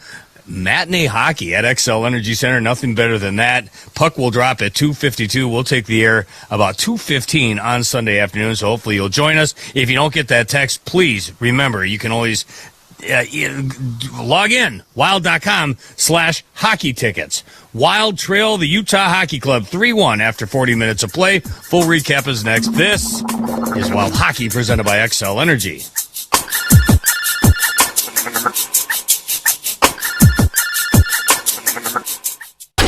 MLB Network Radio gets you ready for opening day with a tour of spring training. The best time of the year. Hear interviews with all-stars. This is Mookie Betts. I'm Adley Rutschman. I'm Aaron Judge. And insights and analysis of all 30 clubs. The biggest thing here in spring camp is there's a different aura. Offensively, this guy is just a machine. Talk baseball with our experts on Channel 89 in the car. And listen to your favorite team spring training show on the SiriusXM app. NHL Morning Skate. I think general managers must sit back in their chairs, Gord, and they must say, okay, if we make a coaching change here, chances are that at least for 10 games, we're more than competitive, and we're probably going to win much more than we lose. Coaches are probably yelling an expletive, right? About, whatever, how that particular trend is going. So you're right. So far, it's like perfect. NHL Morning Skate with Scott Laughlin and Gord Stellick. Weekdays, 7 a.m. Eastern on NHL Network Radio, SiriusXM 91, and the SiriusXM app. Feel the excitement of the UEFA Champions League knockout stage on SiriusXM FC. Europe's best clubs. What a start for Inter! And Barca are level! Brilliant Arsenal goal! The world's brightest stars. Mbappe! Kane! Salah to score! All chasing club soccer's ultimate prize. A new page in their glorious history! The Champions League knockout stage, where legends are made. On SiriusXM FC, channel 157 in the car, and the SiriusXM app. Join me, Gord Stellick, and Scott Laughlin as we recap the night that was on NHL Morning Skate, weekday mornings at 7 a.m. Eastern on NHL Network Radio, SiriusXM 91. The biggest names in the game. Trying to get behind, wrist the line, and walks in, put it between his legs, shoots it, score! NHL play-by-play on SiriusXM. The world's most thrilling league is now in the palm of your hand. Hear every English Premier League match all season long on the SiriusXM app. Just search for your favourite team.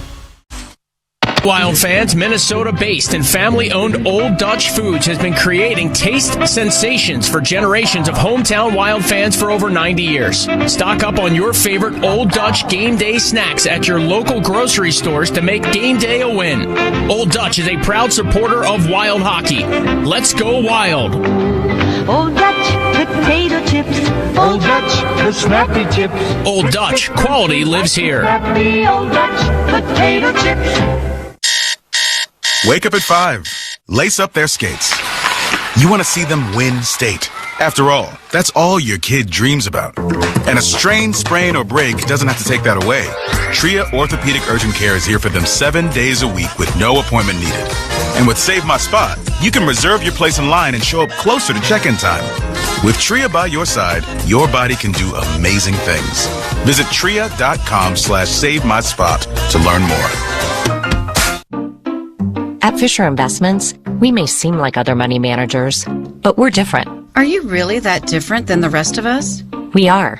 As a fiduciary, we always focus on what's best for our clients. What services do you offer besides investing? We have a team of specialists in financial planning, estate planning, and more. Your clients rely on you for all that? Yes, we ensure clients receive unparalleled service at every step of the relationship. Okay, but you still sell commission-based products, right?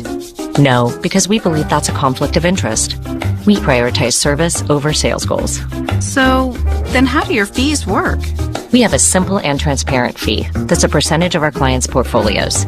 So we do better when our clients do better. Wow, we're more different than I thought. At Fisher Investments, we're clearly different. Learn more at FisherInvestments.com. Investing in securities involves the risk of loss. Meet MVP Logistics. Proudly rooted in Minnesota, they're like the perfect pass, precise and reliable, delivering excellence from their home rink to yours. MVP Logistics is your go-to team for logistics and supply chain solutions. With over 150 years of industry leadership, their expert team delivers customer-centric strategies with a commitment to winning. Don't play shorthanded. Leverage MVP Logistics to be your most valuable partner in supply chain. Visit MVPLogistics.com for supply chain solutions made simple. From snow and ice to road salt and sludge, Minnesota winters can be tough on your car. Get clean car happy no matter the forecast at Tidal Wave Auto Spa. Tidal Wave's industry-leading car wash gives your vehicle a fast, thorough clean to preserve your car's finish from the elements. Experience clean car shine worth cheering for at Tidal Wave Auto Spa, the state of hockey's car wash destination and proud car wash partner of the Minnesota Wild. My car is happy. I am happy. Tidal Wave Auto Spa.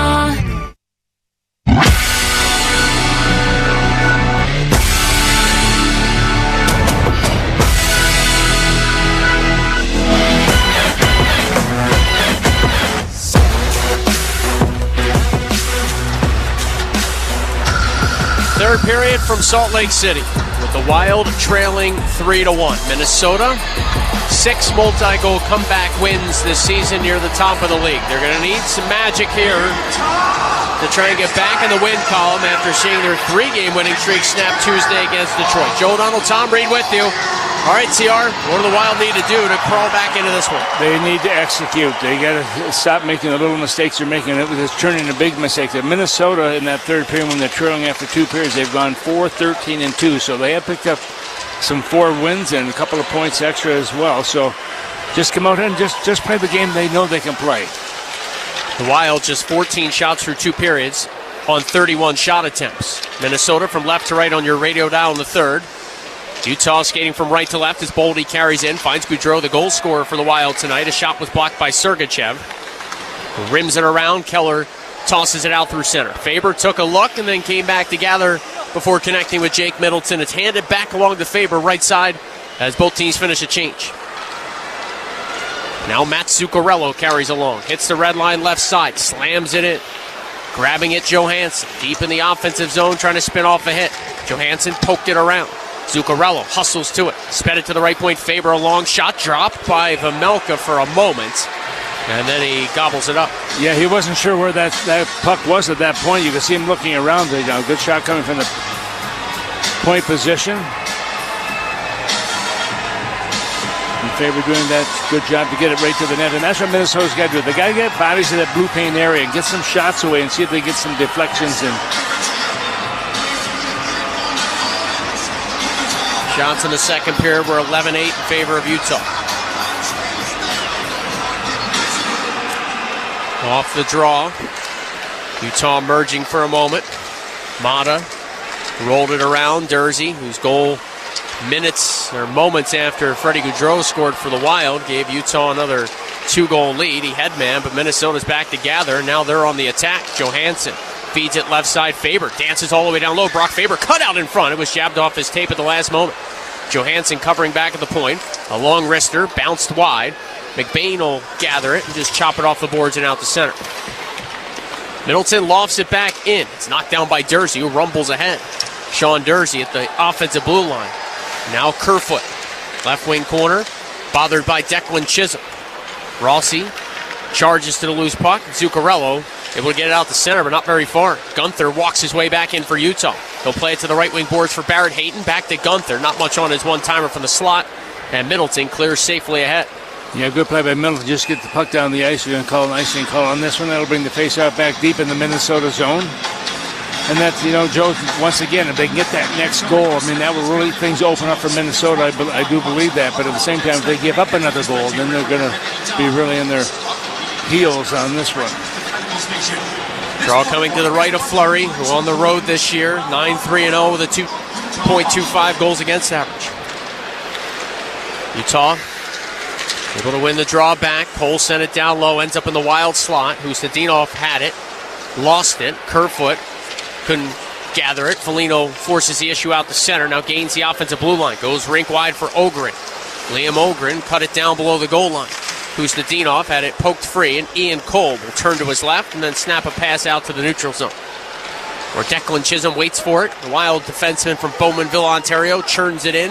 Mamelka paddles it to Cole. Cole snapping it free for Kevin Stenlund. Stenlund hits the red line.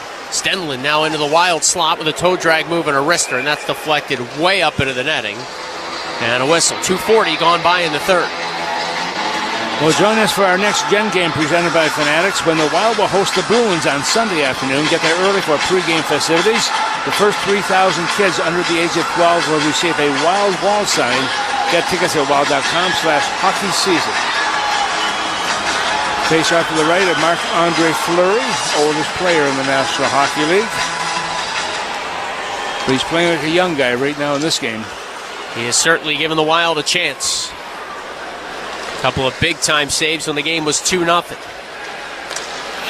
It's 3-1 in favor of Utah now as O'Brien curls it in from center. Fleury stops it. Jonas Brodin wrists it around left wing boards. Lauko poking at it a couple times. Mata held the zone. Stenlund keeps it now at the point. Fires it down low. Spurgeon quickly whistles it up right wing boards. Trenyon had a bounce over his stick. I'll say he got a piece of it though, so no icing.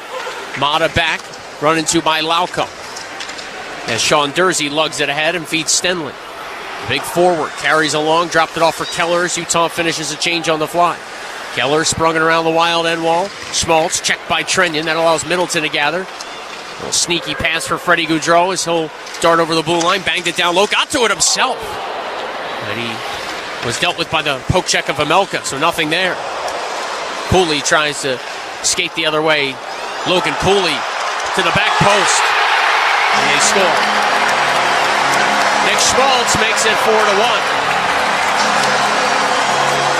Well, Minnesota just missing assignments out there is what's happening here. No one picking up Schmaltz as he comes in contested, takes the pass across, and he had wide open net to put it away. And so number 8 picks up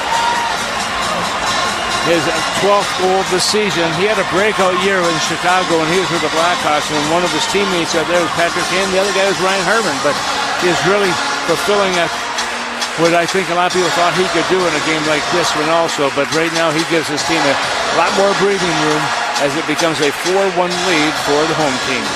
Just snuck it 5-hole as Fleury was pushing across the goal crease. Freddie Gaudreau, closest player there to Nick Schmaltz, but he tucks it home. It's his 24th point on home ice. So the deficit at 3 for the first time.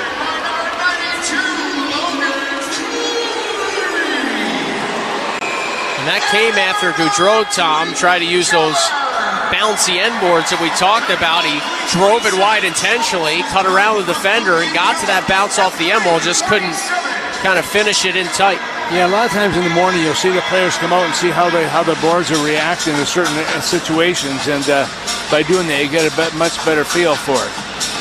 At this point, the faceoff is going to be outside the defensive zone of Utah. 15:53 to go here. 4-1 in favor of the home team, and they've outshot Minnesota 21-14. Off the draw, Spurgeon whips it D to D. Brodin goes back to Spurgeon. They'll flip it in, try to chase to it against Ian Cole, who gave it away to Marcus Johansson. Johansson bothered, taking off the puck, keeping it alive. Brodin, now Spurgeon through the slot. Couldn't get much behind his wrist shot. Cole blocks it, feeds it down the ice. Icing here on the home side with just about 4.5 minutes played in the third.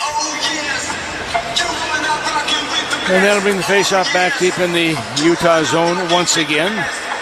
Well, join us on March the 11th for Healthcare Appreciation Night presented by Gillette Children's as the Wild will host the Avalanche. This package includes a game ticket and a custom Wild socks. You can buy now at wild.com/pack. Rossi, Zuccarello, Johansson, Spurgeon, and Brodin for Minnesota. By the way, Vinny Hinostroza was given an assist on the only Wild goal. That gives him now 100 career AHL assists. Or excuse me, NHL assists. I think I said AHL, thinking about how he was the leading scorer for the Milwaukee Admirals when he got called up to Nashville and then put on waivers, and the Wild claimed him. So 100 career NHL assists now for Vinny Hinostroza. Yeah, and he's been pretty good for Minnesota since coming here. Got a couple of goals, now a helper as well. In his last 3 games with the Wild, prior to this one, 17 shot attempts. John Hines talking about this morning his tenacity, his speed, and going to some of those hard areas. As Dursey for Utah, right point, broke his stick, fanning on a shot, and the Wild have numbers. Zuccarello stops, feeds it along, and Hustadinov lost it. And that allows Bukestad through the neutral zone to just play it in. Back is Chisholm. Rips it around the boards. Hustadinov was hoping for it left side. It squeezed free. Marino goes D to D, and Oli Mata will play it to Stenlund. Closed on and knocked off the puck by Foligno. Hustadinov now back inside his own blue line for the Wild. Finding Faber, return pass tipped. Foligno grabs it. Smacks it back for Middleton. And now Faber right side hits the red line, wrists it in from there. Marino to his right, deep in his own zone. Chiseled it free for Cooley. Cooley up ice. Schmaltz watched by Faber. Nick Schmaltz through the slot, has some room left. Circle a shot, trapped and held by Fleury. Yeah, good shot by Schmaltz for being a right-handed shot, and also on the left side, better shooting angle. Takes a shot, Fleury grabs onto it. Timeout here at Delta Center. Still early in the third, but the deficit at 3 for the Wild. You're listening to Wild Hockey, presented by XL Energy. The best in MLS play on Sirius XM FC. The beautiful game at its best. First, the Vancouver Whitecaps host the defending champion, LA Galaxy. Joseph Paixel, electric pace! Then, the action shifts to Houston, where the Dynamo duel with Inter Miami. He's in, Messi! It's a show tonight! It's an MLS doubleheader Sunday night at 5 Eastern on Sirius XM FC, 157 in the car, and on the Sirius XM app. NHL Morning Skate. I think general managers must sit back in their chairs, Gord, and they must say, okay, if we make a coaching change here, chances are that at least for 10 games, we're more than competitive, and we're probably going to win much more than we lose. Coaches are probably yelling an expletive, right? About, whatever, how that particular trend is going. So you're right. So far, it's like perfect. NHL Morning Skate with Scott Laughlin and Gord Stellick. Weekdays, 7 a.m. Eastern on NHL Network Radio, Sirius XM 91, and the Sirius XM app.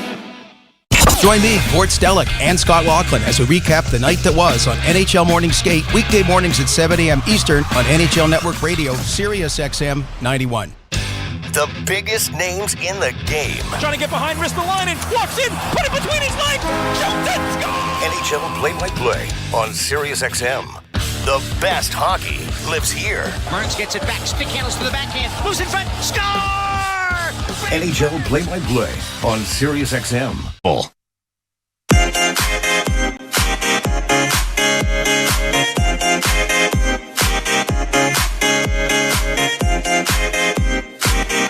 13:59 to go here in period number 3, and Minnesota with an uphill battle right now. They trail by 3 goals. It's 4-1 in favor of Utah. They've had 22 shots, and Minnesota's 14, and we have just under 14 minutes remaining in the third period. So I'm just checking Twitter during that commercial break as we're back to live action. Here's Schmaltz over the blue line, stripped to the puck, and Spurgeon right side across the slot to Brodin. Did you say during the Tom Reed's hotline that you were an underpaid NHL player when asked to describe your playing career? Yes. Okay. Can't always believe what you read on the internet. Just wanted to check. Do you think I was overpaid? I can only go with your word, Tom Reed. Schmaltz fires it ahead. Here's Keller. Sending it deep into the Wild end. Fleury out with his goal stick. Kind of leaned on Jack McBain. Good clean there. Separation of the man from the puck by Marc-Andre Fleury. And now eventually icing on Minnesota. Well, Minnesota's beloved high school hockey series returns with the Dream State Shakopee, presented by TRIA. Go beyond the scenes of Shakopee's rising hockey program. The show premieres on Friday night. Visit wild.com/dreamstate for more information. The boys are getting ready to start their series for the high school hockey tournament coming up. It's going to be a fun time. Always is. What should the listeners know about Tom Reed's Hockey City Pub during the boys' state high school tournament, the crowds, and what to expect? Well, we won't have too many other things on the TVs. We have 47 TVs in now, so we'll have them on for sure. It'll be a lot of fun. Chisholm flips along. Trenyon fires it ahead. Shore battles and comes up with the puck, leaving it for Bogosian. Bogosian exploding a pass for Lauko, and I mean it exploded off his tape. Too hot to handle. Utah counters here with McBain, watched by Middleton, so he played it down low. Josh Doan tried to sneak out in front, giving all kinds of space, and Fleury fought it off. Only Mata now to center point. Dursey fakes a wrister, gave it to Hayton, right circle, pivoting it back to Dursey for a shot. It's tipped up high by Kerfoot. Next touch by the Wild, so that negates the high stick, and Utah steals this puck. Devin Shore broke his stick in that battle. Hayton feeds it. Gunther, a shot. Boy, he missiled it high and wide. That was a beautiful setup. Wild trying to get off on a change. Yeah, no one even close to the shooter. Gunther right back in. Blocker save Fleury. This is, honestly, Tom, the Wild haven't looked this out of sorts over almost 60 minutes, or 50 minutes, I should say, in a long time. Yeah. Here's Kerfoot lugging it ahead. Kerfoot speeding past some flat-footed white sweaters. Kerfoot curls right side. Fed it to Gunther, open in the high slot. He tried to play it to Kesselring. The pass jammed him a bit. Kesselring then with a pass that deflects off Rossi, hobbling him a bit as it kicked through center ice. Lifted back in by the Utah Hockey Club's Alex Kerfoot, the former Toronto Maple Leaf. And now it's Brodin to sit back behind the Wild cage. No paddle at the Middleton. Middleton checked by Ian Cole. And Cole able then to send it into the Wild zone. Yeah, Minnesota had no luck at all. And part of the reason for that is the fact that they're not skating. Brodin just lost it to Bukestad. He centered for Liam O'Brien, and that shot was blocked.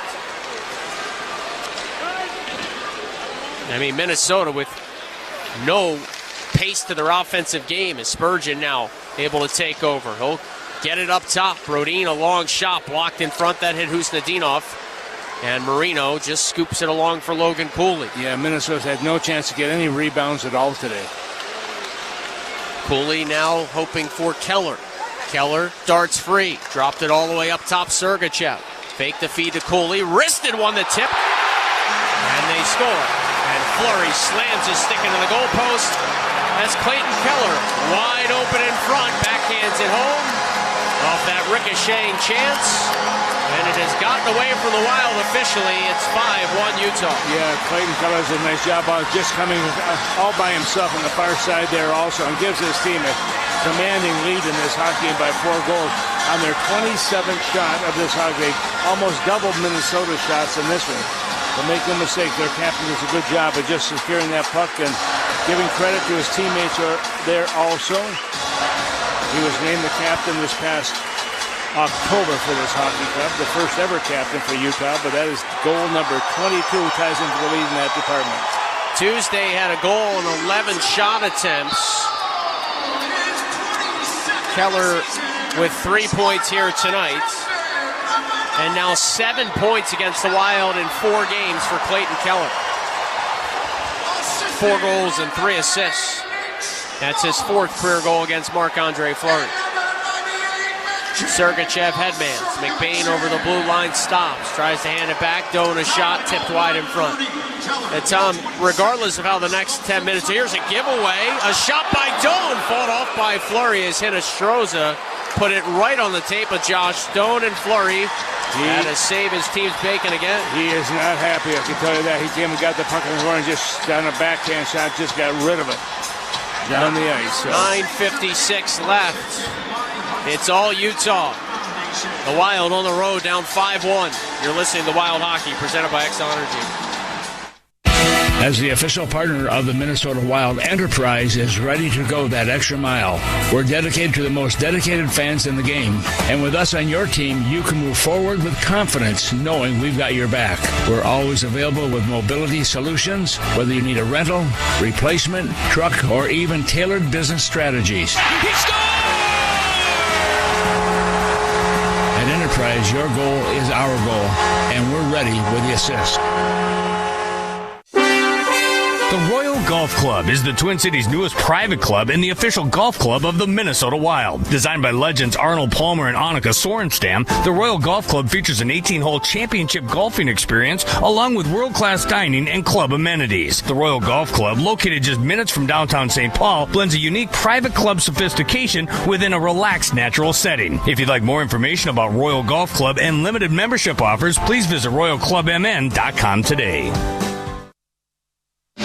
Central Division scoreboard.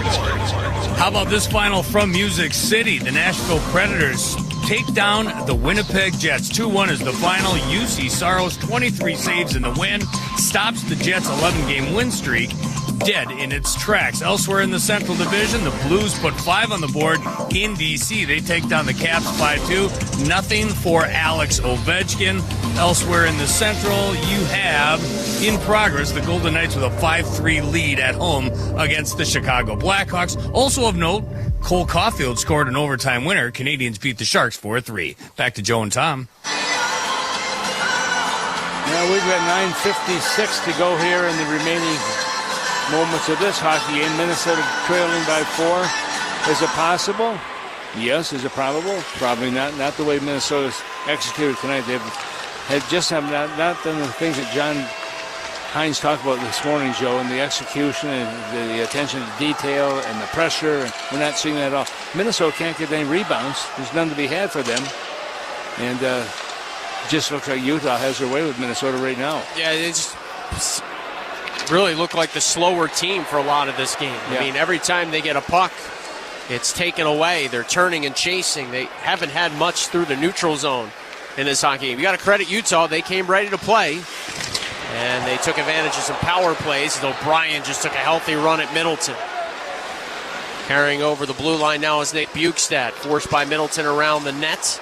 Bukestad stays on it from low to high. Cole swings it D to D. Kesselring on the pop-out play. Stenlund try to hand it back, sort of fanned on it.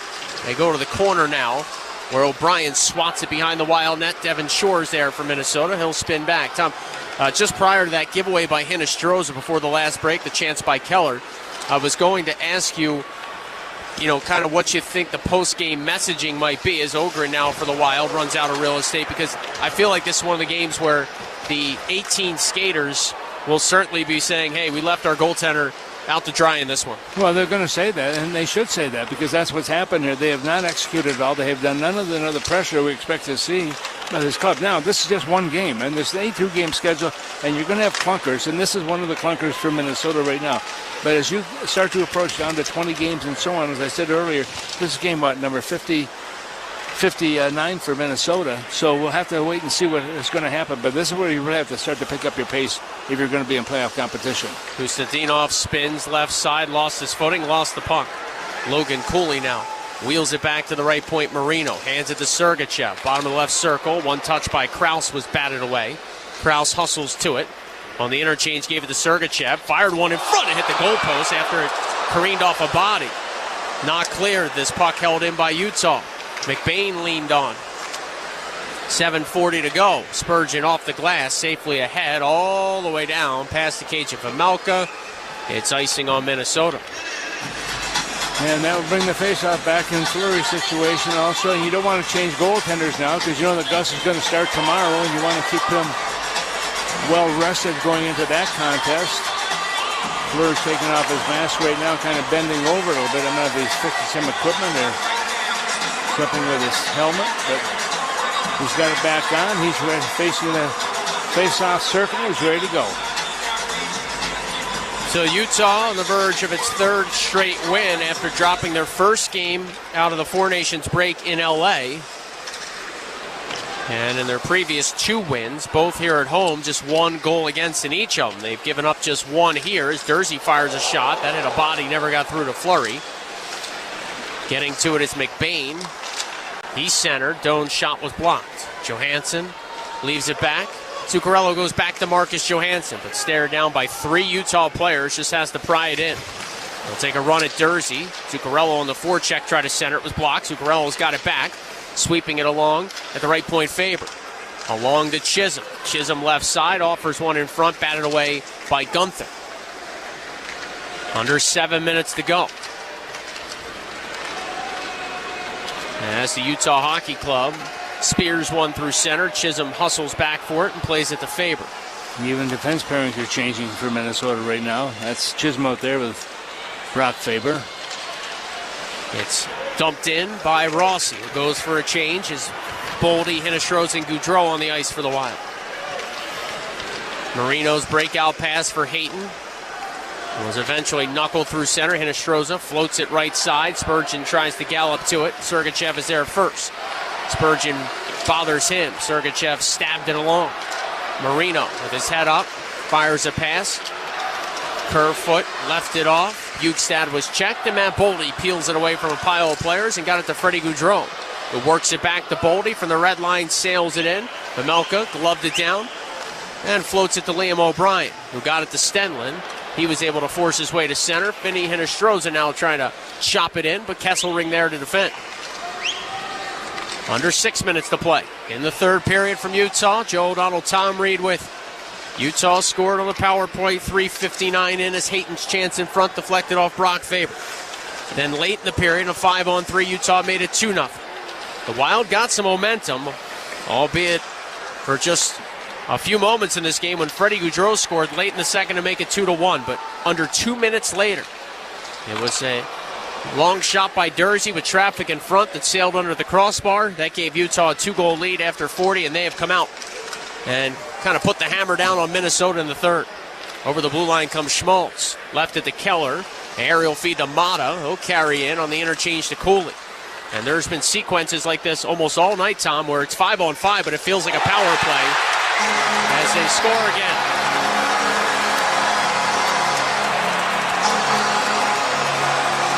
I mean, it has just been an offensive zone clinic in this third period from Utah. Well, it certainly has been. This comes with 1 tick under 5 minutes remaining in this third period, and mercy to get this over with right now. Minnesota has been outshot 28-15, but it's just the quality of shots that Utah's had. They've had good opportunities. They've moved the puck well. They've really played well as a team. Minnesota hasn't seen that. Too many turnovers, too many takeaways. Just bad mistakes by Minnesota. 1 third period shot for the Wild with 5 minutes left. Utah has 3 goals in the third. I mean, it's been impressive from a home team perspective, and certainly very disappointing from a Minnesota perspective. A lot at stake for both teams. The Wild's cushion over the non-playoff field in the Western Conference coming in was at 8 points. But there are a bunch of teams, including Utah, trying to hunt down those in the playoff pack. Utah's about to win its third straight. St. Louis won earlier. Their third straight win. First time this year. It took them 9 tries with multiple wins back-to-back to finally get to a 3-game winning streak for the Blues. And again, there are a bunch of teams sort of sniffing around that wild card spot in the Western Conference and all have some win streaks going. Gunther looks to center, followed up with a wrister punch to the corner by Fleury. 4 minutes left. Kerfoot behind the net, chased by Middleton. It's fed up top, Dursey, a long shot. Fleury the save, rebound grab by Kerfoot. He's stripped by Middleton. Rossi now carries ahead, and he'll feed Marcus Johansson. but nothing there again for the Wild. No, another turnover. Mata around his own net, sorted through center. Spurgeon is back. Again, the Wild tomorrow night in Colorado. Then they'll go home to play the Bruins on Sunday. They've been a bit of a mess lately. And after that game, it's on to Seattle and Vancouver for the Wild. So 4 out of 5 on the road. Seattle a little further out of the mix, but Vancouver's right in the mix. Colorado's in a playoff spot. There's some tough games coming up. Yeah, there really are, Joe. There's no easy games in the NHL anymore. You can't really pick them. And looking at this game here, I expected to be more coming from Minnesota than we're seeing here right now. It's just not their style of play. And that's going to be a very quiet locker room after this game tonight. And kudos to the netminder, Marc-Andre Fleury. He never gives up, and he has not had much help in this game tonight. The Wild, by the way, 20 regulation losses on the year. The 20th came Tuesday. 12 of those 20 by 3 or more goals, including 5 of their last 8 defeats. If this score holds, that would be 13 of 21 losses that have not really been close on the scoreboard. When they lose, they tend to lose in emphatic fashion. Here's Boldy on the forecheck, digging a puck free. Able to send it around the wall. Left side, Brodin tipped up top, Hinostroza. Goes back to Brodin. Once more, Hinostroza at center point. Fakes a shot. Carries in. Lost it for a moment. Then fired one. Vejmelka the save. And he's on top of the loose puck in his goal crease with 2:50 to go. Our final break. The Wild down 6-1. You're listening to Wild Hockey presented by Xcel Energy.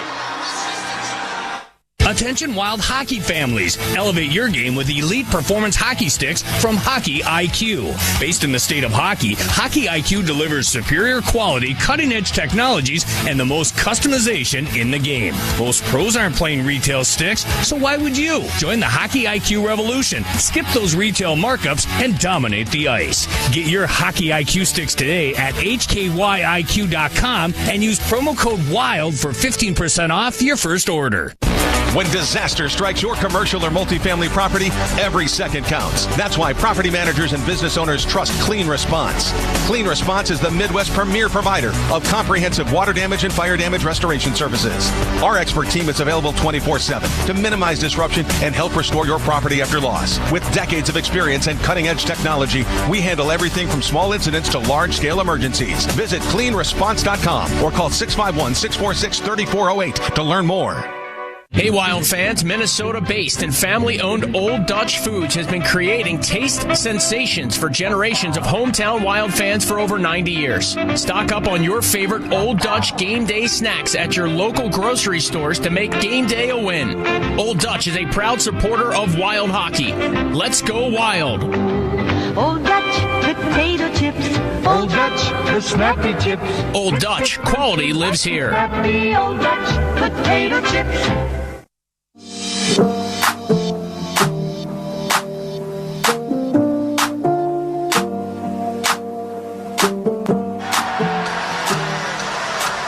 Now 2:50 to go here in the third period, and right now I look at Utah with 30 shots on net. They've had 10 shots this period. Minnesota, you pointed out a few moments ago, Joe, the fact that Minnesota had 14 shots going into this third period. They're now at 16.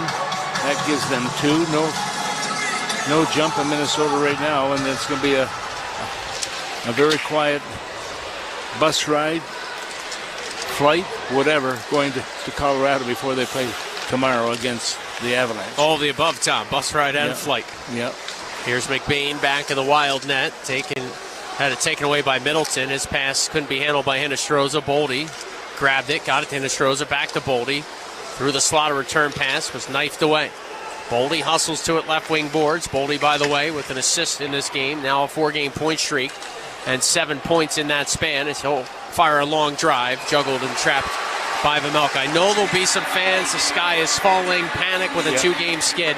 Just to put in perspective, again, you can look into the numbers, the analytics, all you want. Doesn't necessarily mean anything, but going into play Sunday morning, so just a couple of nights ago, Money Puck, analytical site, had the Wild at a 97.5% chance to make the playoffs. Now, when you start to lose a bit, that will affect some things, but that's how almost cemented Minnesota was as of Sunday. And at one time they were at 99%, so they've gone down a little bit, but at the same time it can change in a hurry. But the game can change in a hurry also, and their style of play could change tomorrow. If Colorado thinks it's going to be easy tomorrow, I think that they may be sadly mistaken. I mean, this team has been able to bounce back a number of times this year when things weren't going very well and make something happen. So hopefully that'll be the case here come with the game tomorrow. They're not going to do much in this game with 1:40 to go here now in the third period. The Wild were blasted at home 6-1 by the Avalanche on January the 9th. 11 days later, they won 3-1 in Denver. And that's where they'll be tomorrow night at Ball Arena. Faber plays one around his boards. Jersey gallops to it. Jersey to the high slot. Gunther one-touched it back. Jersey right circle a shot, hit the outside of the net. 80 seconds to go. Hayton behind the Wild cage. Flips it all the way up top for Jersey. Jersey guides at the Mata, loads, fires. Hit Hayton in front. Kicks to the corner where Mata rescues it. Hayton now to Kerfoot. Tap back along to Hayton again. This is just a 5-on-5 sequence. I know the game is no longer in doubt, but the Wild are just behind the play. It's puck possession and cycling and shots to the net, winning foot races. What has made Minnesota such a good team all year. Tonight, it's Utah